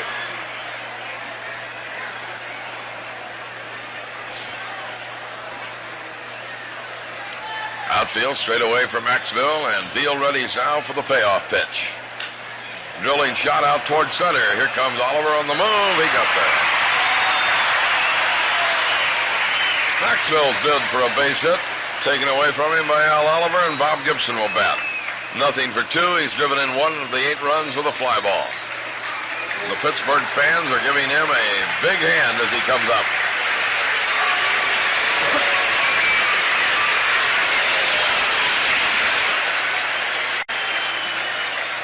He bats against Veal for the first time tonight. Fastball right down the middle, 0-1. Robert Veal from Birmingham, Alabama. He overpowered Gibson with a fastball as he swung and missed. 2 strikes. And the next delivery, he just did get a piece of it and nicked it back onto the screen, and it runs back down. Still, no balls, 2 strikes. 1 out here in the 7th. Veal into the motion. Here's the pitch to Gibby, and it's a ball. It didn't miss by much. 1-2.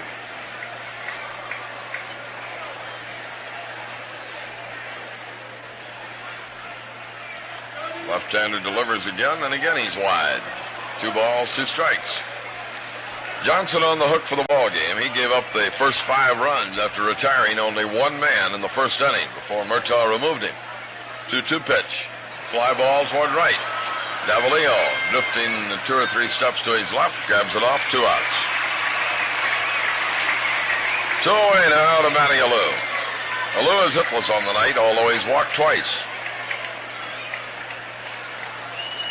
And he's going to be taking his time about getting up there with Gibson having run down the first baseline on the high fly ball. It was obviously going to be caught. Gibby didn't run all out. Final game of this series tomorrow, and then on to the Rhineland. the Riverfront Stadium for 3 with the Reds, Monday, Tuesday, and Wednesday nights.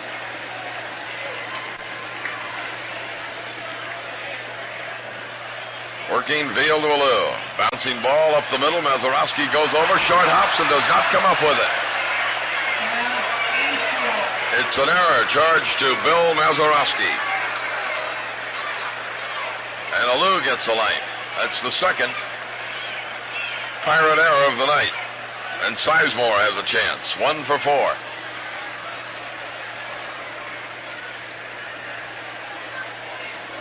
Maz got to the ball and couldn't handle the tricky in-between hops. He played every hop well except the last one.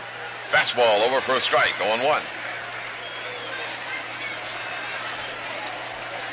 Houston and Atlanta are scoreless at the end of 3 in their night game down Atlanta way. Veal's next pitch, fastball low.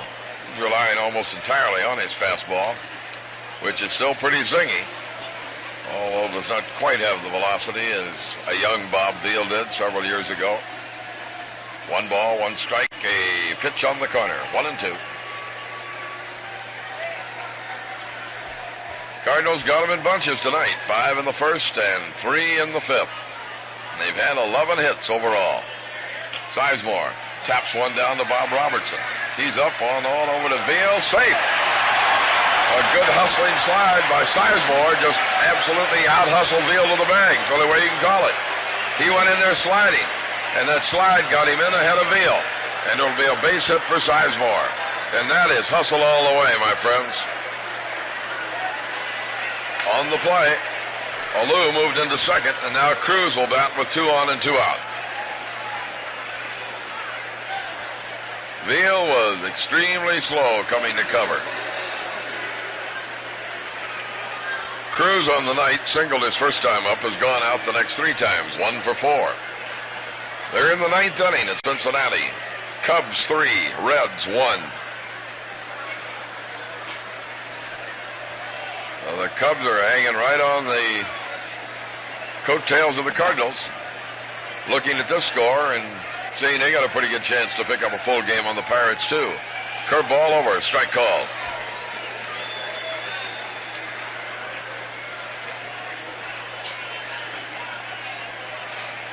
Alou leads off second, Sizemore off first.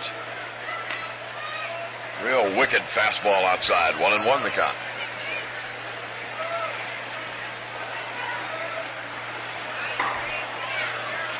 This has been the only wide-open game of this series. The other 2 were real tight-knit pitching battles. High to Cruz, 2 balls and a strike. And Gibson has just been magnificent so far, as he has a no-hitter going to the 7th inning. If he gets through the 7th, the tension will be building up around here. And I'll tell you one reason why, or a lot of reasons, of course. People get excited about any no-hitter, whether it's pitched against them or for them. Little pop foul down out of play. There has never been a no-hit game pitched in the city of Pittsburgh in the old ballpark, Forbes Field, which was built in 1909. There was never a no-hitter thrown there. There's never been one thrown here. The close as anybody came was this year when Luke Walker took a no-hitter into the 9th inning against the Dodgers. And the first man up, Joe Ferguson, hit a home run to run it for him.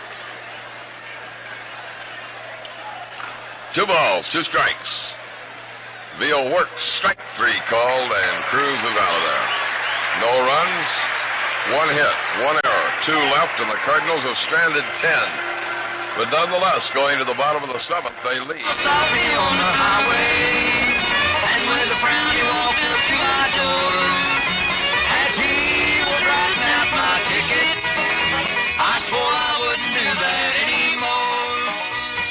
When I reached into my pocket, he thought I was going for a gun.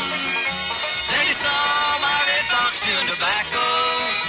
He reached in the pouch and got him some.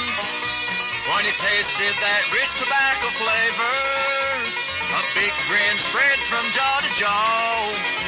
When he tried my Red Sox chewing tobacco, I knew I'd made a friend out of the law.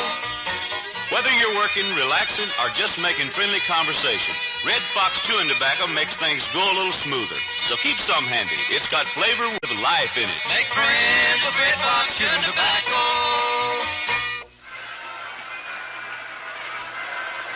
So here we go, and looky who's up.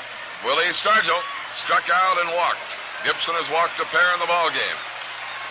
Big swing by Stargell and a foul ball out of play. No balls and a strike. And this big crowd now is starting to roar. 30,000 plus in here. Gibson brings it into Willie. It's high, a blazing fastball from Gibson. 1-1 the count.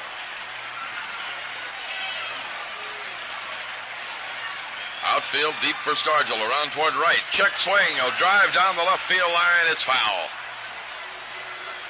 1-2.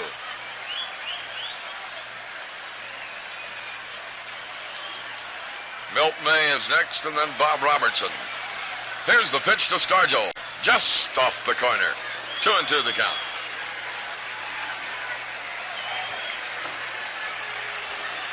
Gibson ready quickly. Brings in the delivery. Strike three swinging. Stargell goes down on strikes. That's now 8 for Gibson. And there's one away in the 7th. Milt May bats now. He's 0 for 2. One of the 3 base runners that the Pirates have had all night. He struck out in the 2nd inning, and the pitch got away from Simmons. It was eventually ruled a wild pitch. And the 2 walks, the only men that the Pirates have aboard. Gibson pops a fastball just a little high. 1 ball, no strikes.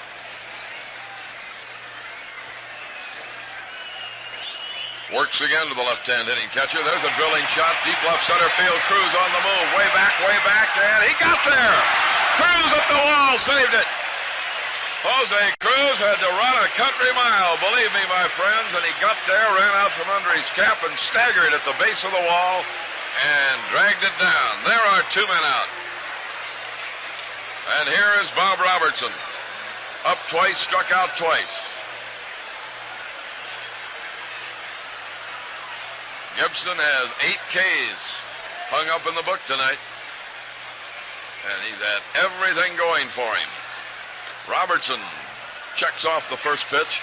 He did everything but swing at it. 1 ball, no strikes.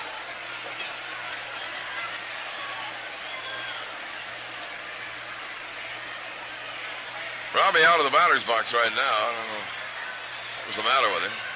Gibson doesn't wait very long for him. Brings it in. Strike called. And you can just see the smoke pouring off some of Gibson's deliveries. 2 men out, 7th inning. Nobody on. 1-1 count on the Buck first baseman. The delivery ripped out. He got a cut. Foul back into the screen. Strike 2. 1 ball, 2 strikes.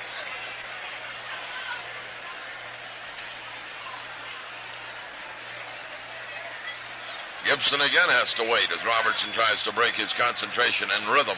Here's the delivery. A ball, breaking ball, wide. 2 balls, 2 strikes. Mazeroski on deck. Here's Gibson into the 2-2 movement, and a swing and a miss. No, foul ball. The crowd roared, but the ball just did roll out of the glove of Ted Simmons and was just barely tipped. Still 2-2. Get a little apprehensive when you get that close to getting it out. Here's the pitch outside. Full count now, 3-2. And again, Robertson backs away. He squeezes that bat. You can almost see the sawdust come running out of it. 3 balls, 2 strikes, and the pitch. Bouncing ball, just foul past Torrey. Oh, man, that was less than a foot. Torrey lunged for it, couldn't get a glove on it. And it was just outside the line. Gibson has had 2 close calls in this inning. The long drive hit by May, and that one hit right there by Robertson. 3 balls, 2 strikes. Big right-hander into the motion. Here's the delivery. A foul back and out of play.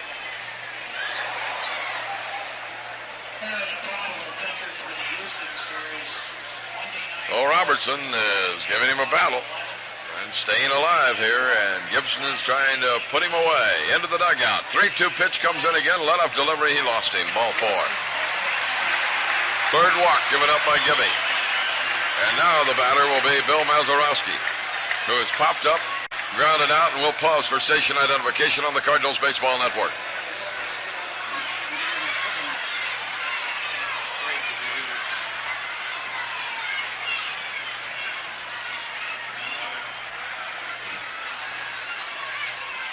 Maz, a drilling line drive, and Maxey's got it. Maxwell, right at his knees, took a scorching line drive off the bat of Bill Mazeroski, and Gibson is safely through the seventh. No runs, no hits, no errors, and nobody left. At the end of 7 innings, the Cardinals 8 runs on 12 hits, the Pirates no runs and no hits. Don't let a precious moment pass you by. Make every day count. Make every day count. And when you see opportunity, look it in the eye. Make every day count. Make every day count. When you see a friend in need, do everything you can. And if your neighbor needs a friend, lend him a helping hand. Make every day count. Make every day count. Make every day count. Make every day count. In beer, there's only one way to make it, and that's the way Busch does it, with the best ingredients and brewing skills. Visit our brewery and see why. Busch does it like no other beer.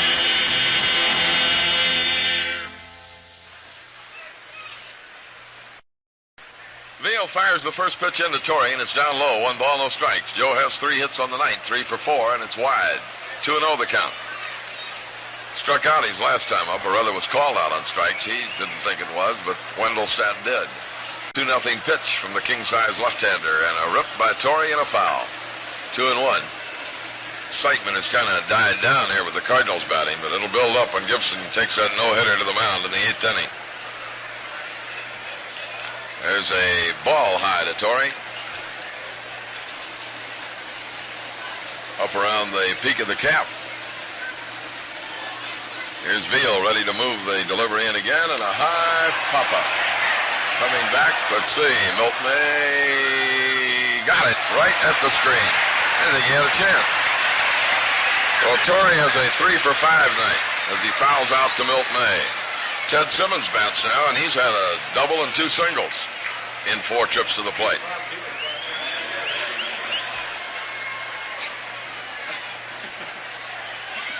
One out here in the top of the 8th inning. Cardinals have out-hit the Pirates 12-0. There's a line drive by Simmons, and I do believe he's got another hit. He has. Simmons hangs out his 4th hit of the night. He's 4 for 5. This could be a night that Mr. Simmons will long remember. 1 on, 1 out. And Joe Haig, 1 hit in 2 official trips to the plate. It left the ballpark to cap off the 5-run first inning when the Cardinals clobbered Bob Johnson and drove him to an early shower. A ball outside, 1-0 the count. At Chicago, Cuellar for Baltimore, Bradley for the White Sox. Cuellar had been going very good. Bouncing ball up the middle, center field. Simmons down to second, and he's going to stop right there as Joe Haig gets his 2nd hit of the night, and the Cardinals' 14th base ball off Pirate pitching.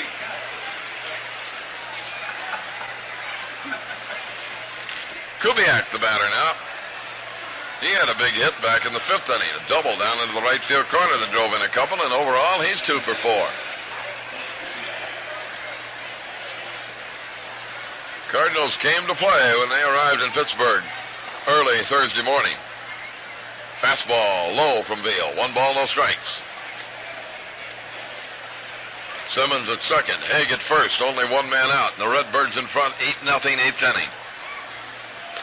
Big cut by Kubiak, and he tried to go down that right field corner again, I'll tell you.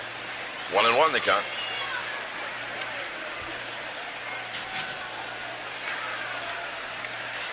Veal brings in his next pitch. It's nowhere near the plate. 2 balls and a strike. Johnson, Moose, and Veal have been the 3 hurlers tonight for Danny Murtaugh.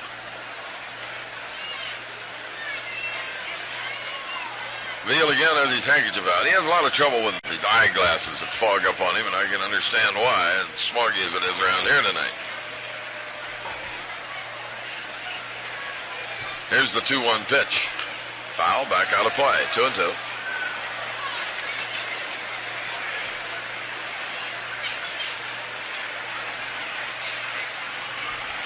Two balls, 2 strikes. 2 on.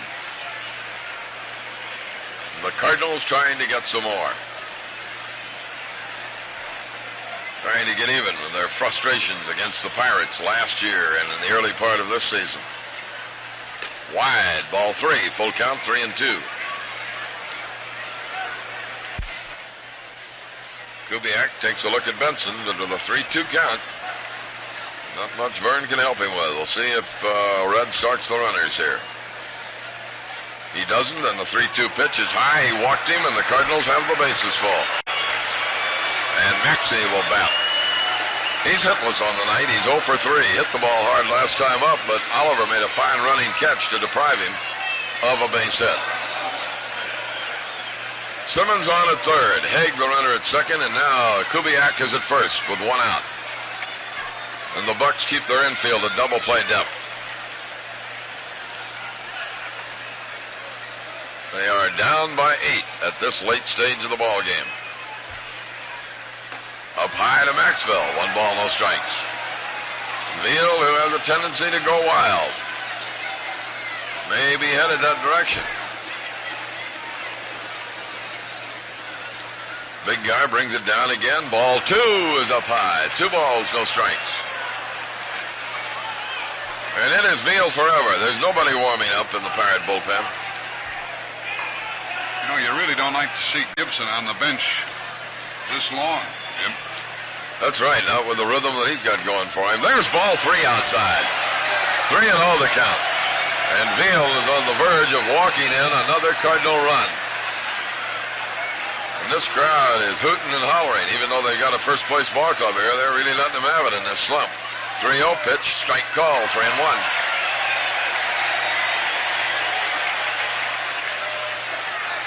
3 runners lead away for the Cardinals. Veal gets ready in a hurry. Fires it high, ball 4, and a run is forced in. That makes it 9-0. Maxwell will receive credit for a run batted in, and Veal's ERA may be creeping up a little higher. Base is still loaded to Bob Gibson. Listen to the hand for him.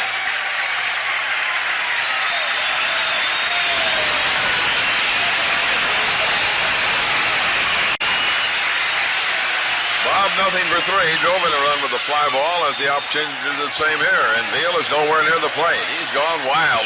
1 ball, no strikes.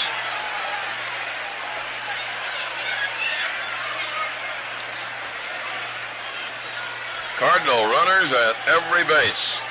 Robertson up a little bit at first. A strike poured right down the middle, 1-1.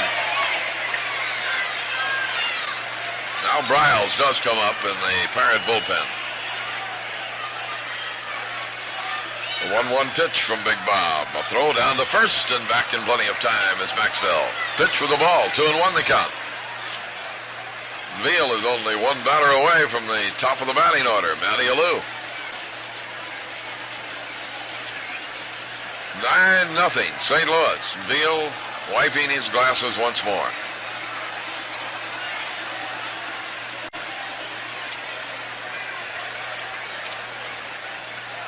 Use a white handkerchief now. He used to always carry a big red bandana out there. It was a trademark of his for a number of years. 2 balls, 1 strike.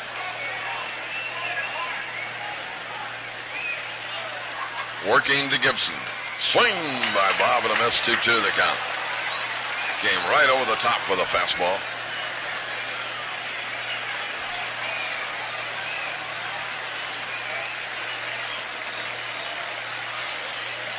Delivery is a shot to left field, a base hit. Haig is in to score. Here comes Kubiak, and Stargell's throw is not in time. He scores. It's 11-0.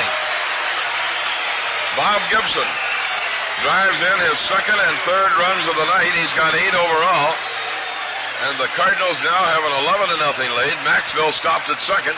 Still only 1 man out, and Alou will be the batter. I just soon would see Gibson not run the bases in this spot, Jim, but that's a little additional effort he's going to have to put out this evening. Bring a jacket down to him. Yeah, I'm like you. It's a long inning for Gibby not to be on that mound with the fast as he likes to pitch and his rhythm, but we'll just have to see how it works out. Cardinals, 11 runs, 15 hits. Pirates, no runs, no hits. And they're taking a jacket down to Gibson. 5 runs in the first inning, 3 more in the 5th, 3 more in the 8th. And the Cardinals are giving the Pirates a real old-fashioned thrashing. Pitch to Alou, wide and low, 1 ball, no strikes. Sizemore will be next. Still only 1 man out in the inning. Matty, a foul over the screen, 1-1.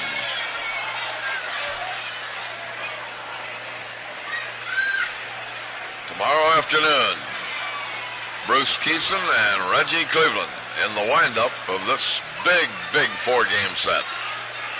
And a packed house will be here. 1-1 delivery. Swing by Alou. He got nothing. 1-2.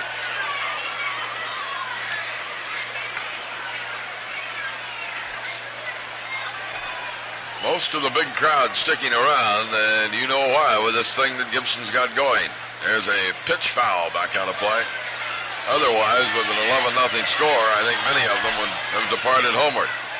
They're going to stick around to see if this, perhaps, is the night that the city of Pittsburgh will see its first no-hitter in baseball history.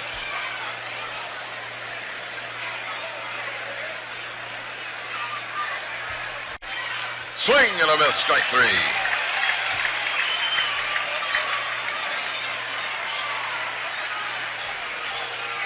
Jack points out that in the olden days, they discount their baseball history here from Forbes Field. There was one pitched here by somebody in 1907, but they've never really counted that as modern-day baseball there. They date everything from Forbes Field, which was built in 1909. Sizemore bats here with 2 outs and 2 on. Fouls off the first pitch for a strike. 0-1 the count.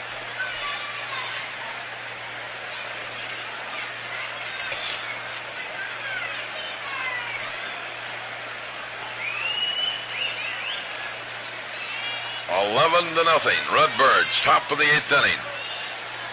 Veal trying to put Sizemore away, and he almost threw that pitch away. 1 ball, 1 strike. At the end of 4 innings, Atlanta holds a 1-0 lead over Houston. Giants lost today, or won today, 6-5, and the Dodgers are playing tonight. With the pressure on them. Veal works and Sizemore bangs it right down to Cash, who steps on third for the force out of Maxville to retire the side. 3 more runs on 3 hits, no errors, 2 more left. Cardinals have left 12 on, but going to the bottom of the 8th, they lead 11-0. The grass looks greener on the other side of the fence. That's what he told me, and I haven't seen the guy that I love since. He told me he was through for greener pastures he had found, that he was tired of plain old men was leaving this here town. I said, okay, be on your way, someday you'll know. Without love, green grass won't grow. Take a good look before you change anything, especially your beer. Busch is brewed with all the time it takes to let the fine ingredients mellow, and we wait even longer while our beer builds its own natural bubbles. Worth the extra time? Well, beer drinkers all over will tell you. Busch does it like no other beer. Hang on tight, ladies and gentlemen, boys and girls, here we go. Last half of the 8th inning. Jackie Hernandez to lead it off. He has walked and struck out. Torrey will play him up tight at third. The outfield is shallow, and Gibson is into the motion. Here's the delivery. Swung on, a ground ball down to Alou. He runs to the bag. 1 out in the 8th. And they're applauding Gibson on every out now. The batter, is going to be Kleins. He'll pinch hit for Bob Veal. Gene Kleins, a right-hand hitter. Batting at .303, a home run, 18 batted in. And he's taking his time about getting up there. So this is the number 9 hitter coming up. Kleins to bat for Veal. You know, that walk that Gibson issued in the 7th is going to ensure the fact that Stargell is going to come up again. Yeah, sure is. You look back on it now, Jack. Torrey stays in tight. Kleins has got great speed and has displayed it in this series so far. Gibby ready to work. Kleins takes the ball down low. 1 ball, no strikes.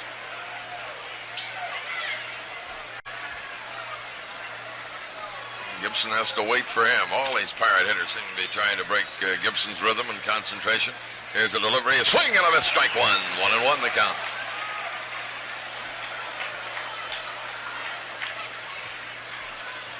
One out, nobody on.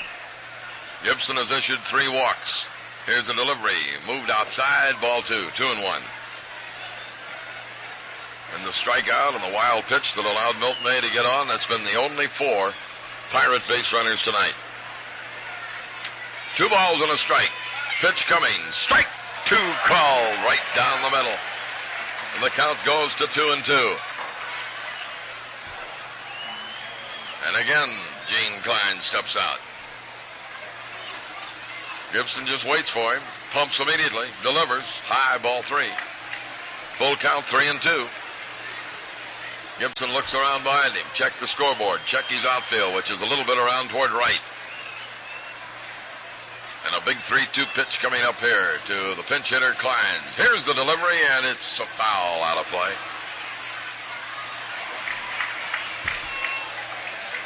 I think Brooks Lawrence is feeling the pressure over there a little bit, Jack. I tell you, his hands are just as sweaty as mine, Jim. 3 balls, 2 strikes. Gibson works. Got him! Strike 3 swinging. Number 9 goes into the books for Gibson, and now he has 2 men out in the last half of the 8th inning. And the top of the batting order, Dave Cash. I fear this fellow as much as anybody in the Pirate lineup, Jim. 3 times tonight he has gone to right field. And the last time it was a line drive that Haig caught. Gibson works to him. Pops it through. Strike call, 0-1 the count. Torrey has deepened about a step. He's still up on the AstroTurf. Here's the delivery. Ground ball, hit down at Torrey. He leaps up high, gets it, throws in time. Gibson's got a no-hitter through 8. At the end of 8 innings of play, 11-0 St. Louis. You want action? Sunoco's the call to action. The action of Sunoco 260, highest octane gasoline at any station. There just isn't a station that can beat it.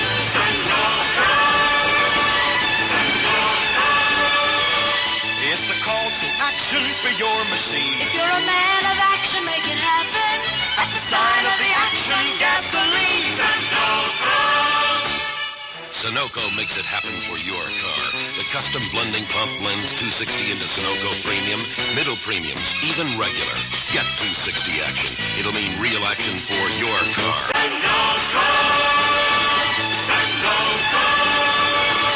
It's the call to action for your machine. If you're a man of action, make it happen. At the sign of the action gasoline.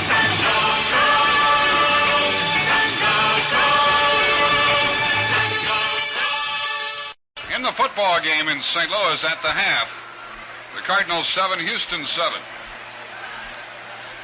Here in the 9th inning, the Cardinals lead 11-0 and face Nelson Briles in the top of the 9th.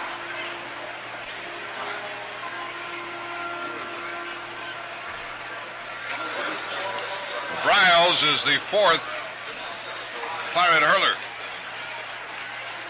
But the heck with the top of the 9th. Let's play the bottom of the 9th right now. I wonder if you can wave your outs. Briles into the game with a record of 5-2, an earned run average of 3.90. Cardinals scored 5 off of Johnson, the starter, 3 off of Moose, 3 against Veal, and will send up Cruz to start the ninth inning. The Cardinals have out-hit Pittsburgh 15-0 and lead 11-0. And in the Pirate ninth, folks, Davalillo, Oliver, and Stargell, 3 left-handed batters against Gibson, who will have a no-hitter going into that ninth inning.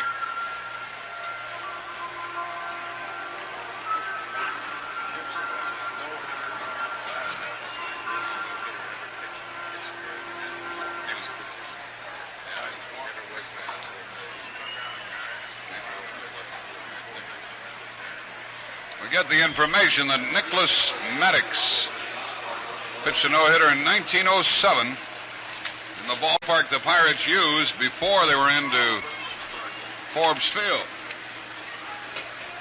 Jose Cruz leads off in the Cardinal ninth inning.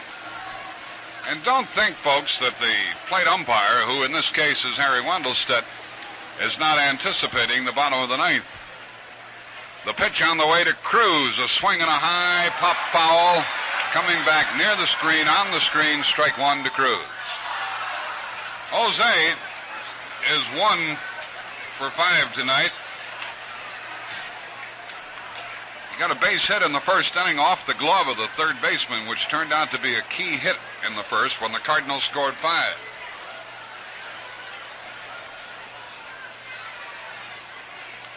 Torrey will be up next. Cruz takes a ball in the dirt. Torrey is 3 for 5 in the ball game tonight. No matter what he does in the last at bat, his average will increase. Riles pitches. Cruz, a fly ball to center field. Oliver drifts back to make the catch. He's there, and he has it for the out. Cruz flied to center. The batter is Joe Torrey.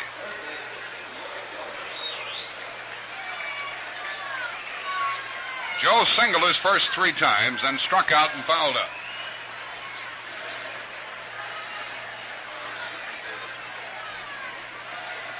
Outfield deep around to the left. Nelson Briles in his first inning of work pitches, and Torrey takes a ball outside. It goes back to the screen. Reggie Cleveland against Bruce Keeson tomorrow.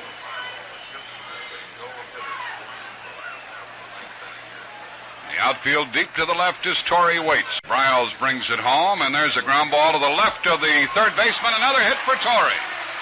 Torrey is 4 for 6 on the night. Torrey gets a single with 1 out here. And the batter is Simmons, who already has 4 hits in the ball game. Torrey now has 169 hits for the year.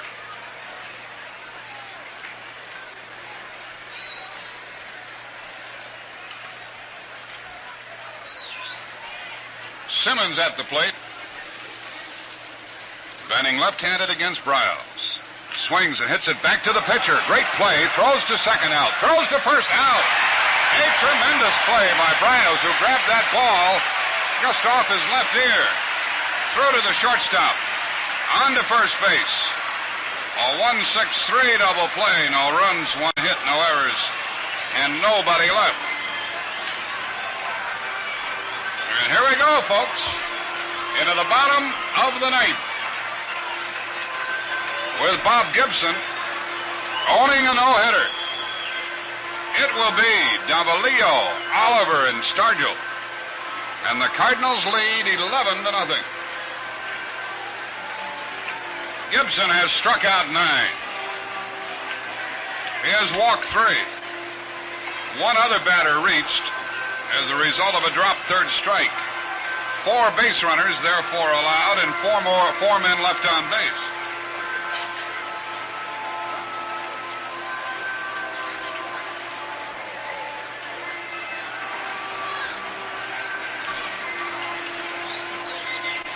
Gibson taking his warm-up tosses.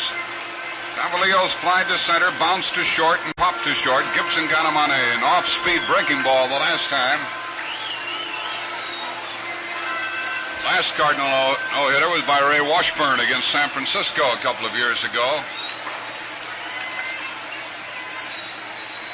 Oh, here's a dangerous hitter in this spot. Nick Davalillo, left-handed batter, for whom they play straight away. Torrey has to play in because Davalillo likes to bunt. Kubiak is deep at second. Gibson on the mound. The windup, his first pitch, and a swing and a pop foul out of play. Strike one. Well, Torrey has picked up 4 points tonight. He's batting .359.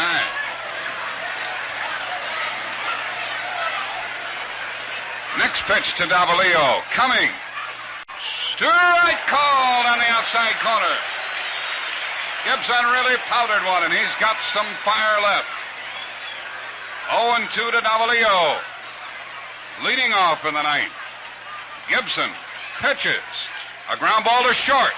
Maxwell has it. The throw to first, he's out, and Gibson needs 2 more. Gibson needs 2 more.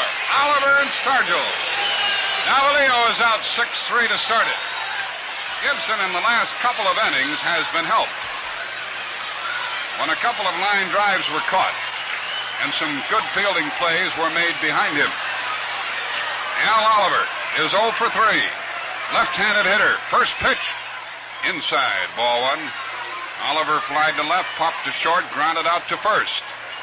They play him to hit a little bit to left. Torrey is even with the bag at third, and here's the pitch. And a swing and a miss. And a letter high fastball, and Gibson has this Pirate crowd rooting for the no-hitter. What with the score 11-0? There's one out in the bottom of the ninth. 1-1 the count, and the pitch from Gibson is on the way, and a swing and a ground ball to second. He's got it. Kubiak throws him out. 1 more to go.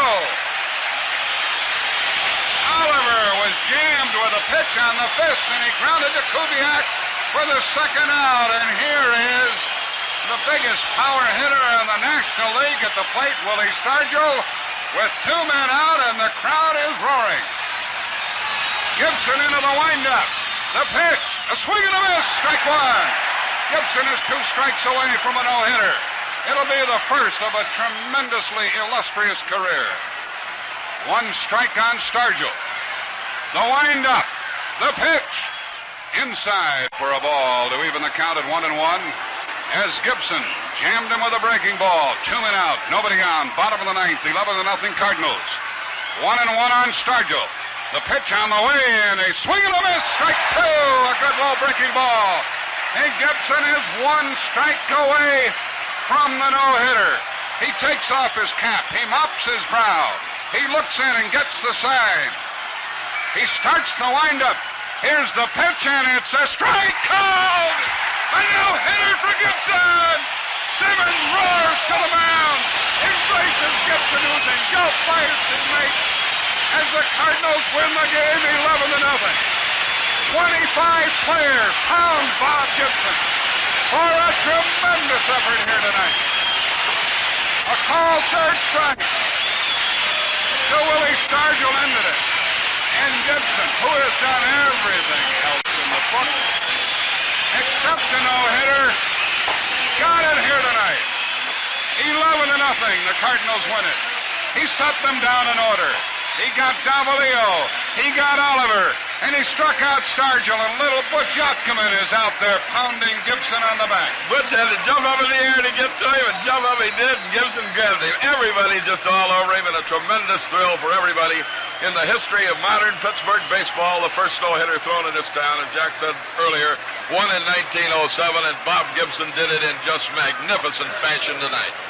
If you were here, it would have made you cry. The Cardinals win 11-0. We'll have the totals and highlights in a minute. Goodbye, woman, goodbye, girl. You've hurt me one too many times. You gave me nothing but a hard way to go. You brought no comfort to my mind. Goodbye, trouble, goodbye, pain. Don't want no more of what you give. I'll find myself a bunch of good times. I'll find a brand new way to live. Goodbye's not the end. It's a chance to move on up and find something better. A better life. A beer like Busch. Brewed with only the finest natural ingredients and over a century of Anheuser-Busch skill. When you're ready for the best that beer has to offer, Busch does it like no other beer. Visit our St. Louis brewery, and we will prove it. Before we go into any wrap-up here, we're going to pause for station identification on the St. Louis Cardinals Baseball Network.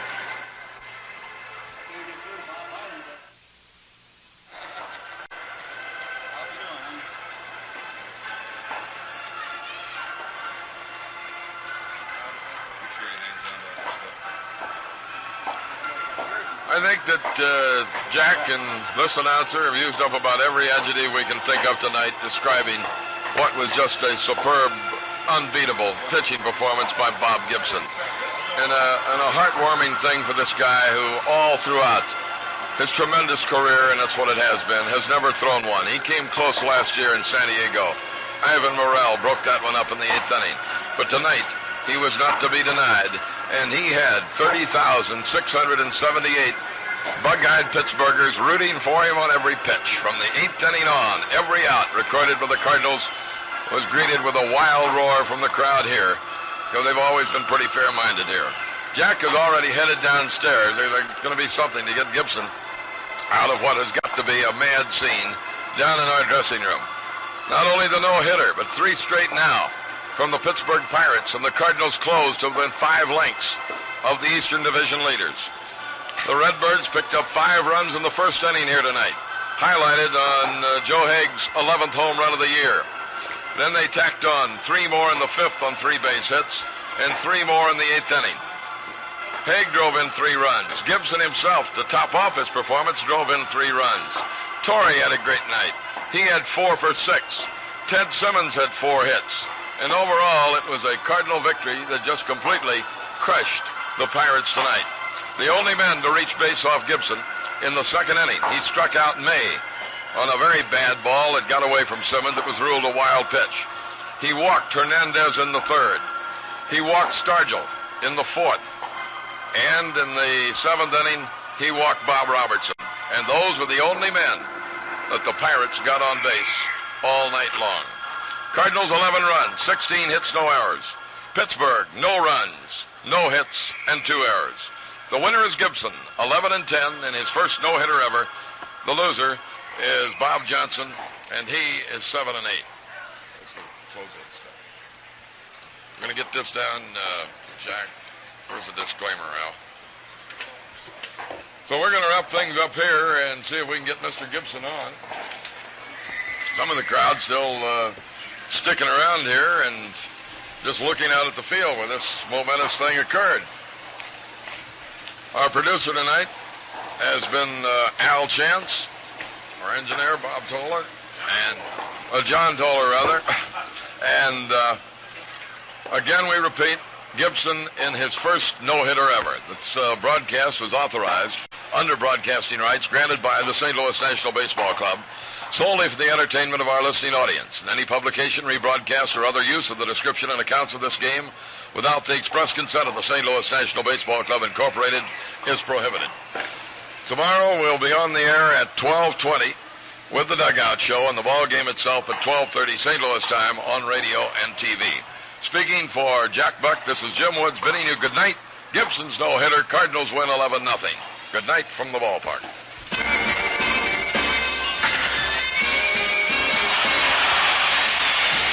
St. Louis Cardinals baseball.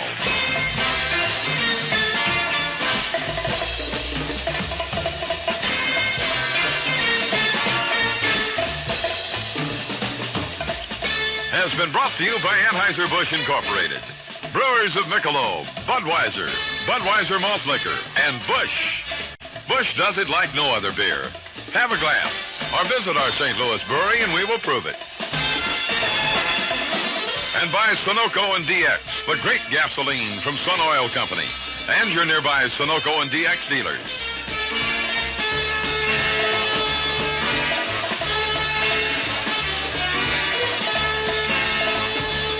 This broadcast has been brought to you through the facilities of KMOX and Hughes Sports Network Incorporated. This is the Cardinals Baseball Network.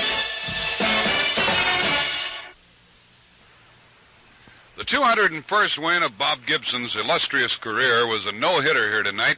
And, Bob, what a thrilling moment. I know that it had to be for you because I cried up in the booth. Yeah, it certainly was, Jack. It really did seem like it was that we had won the 7th game of the World Series. I really enjoyed it. And it almost seemed during your career, Bob, that you've accomplished everything there is for a pitcher to accomplish, but you were never going to get one of these because you came so close a couple of times.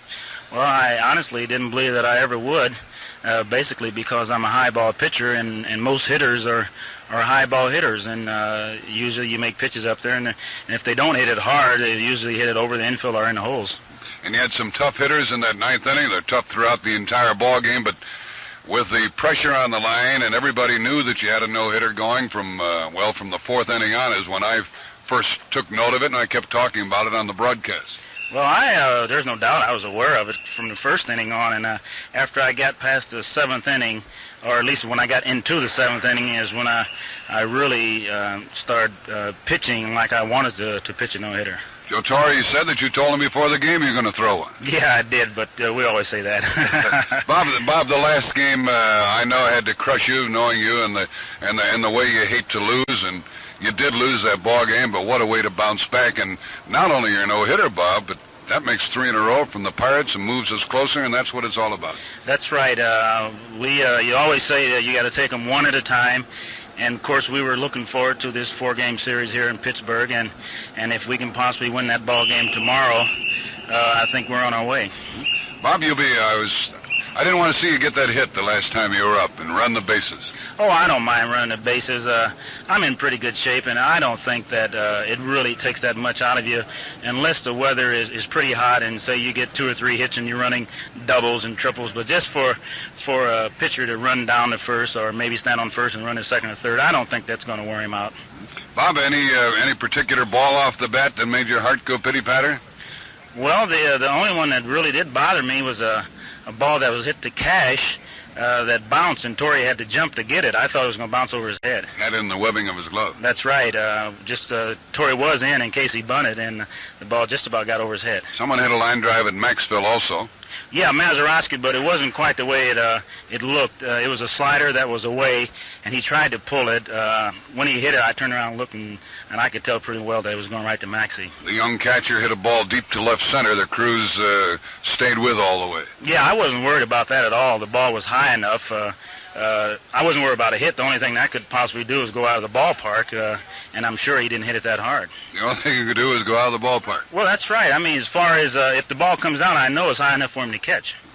Bob, congratulations on the win. We don't want to detain you any longer, and congratulations to get back on the winning track, and you just gave all of us a thrill and the ball club a big lift along with it, and now in the record book it'll say Robert Gibson on this night, August 14th, no-hitter against the Pirates. Nice going. Thank you, Jack.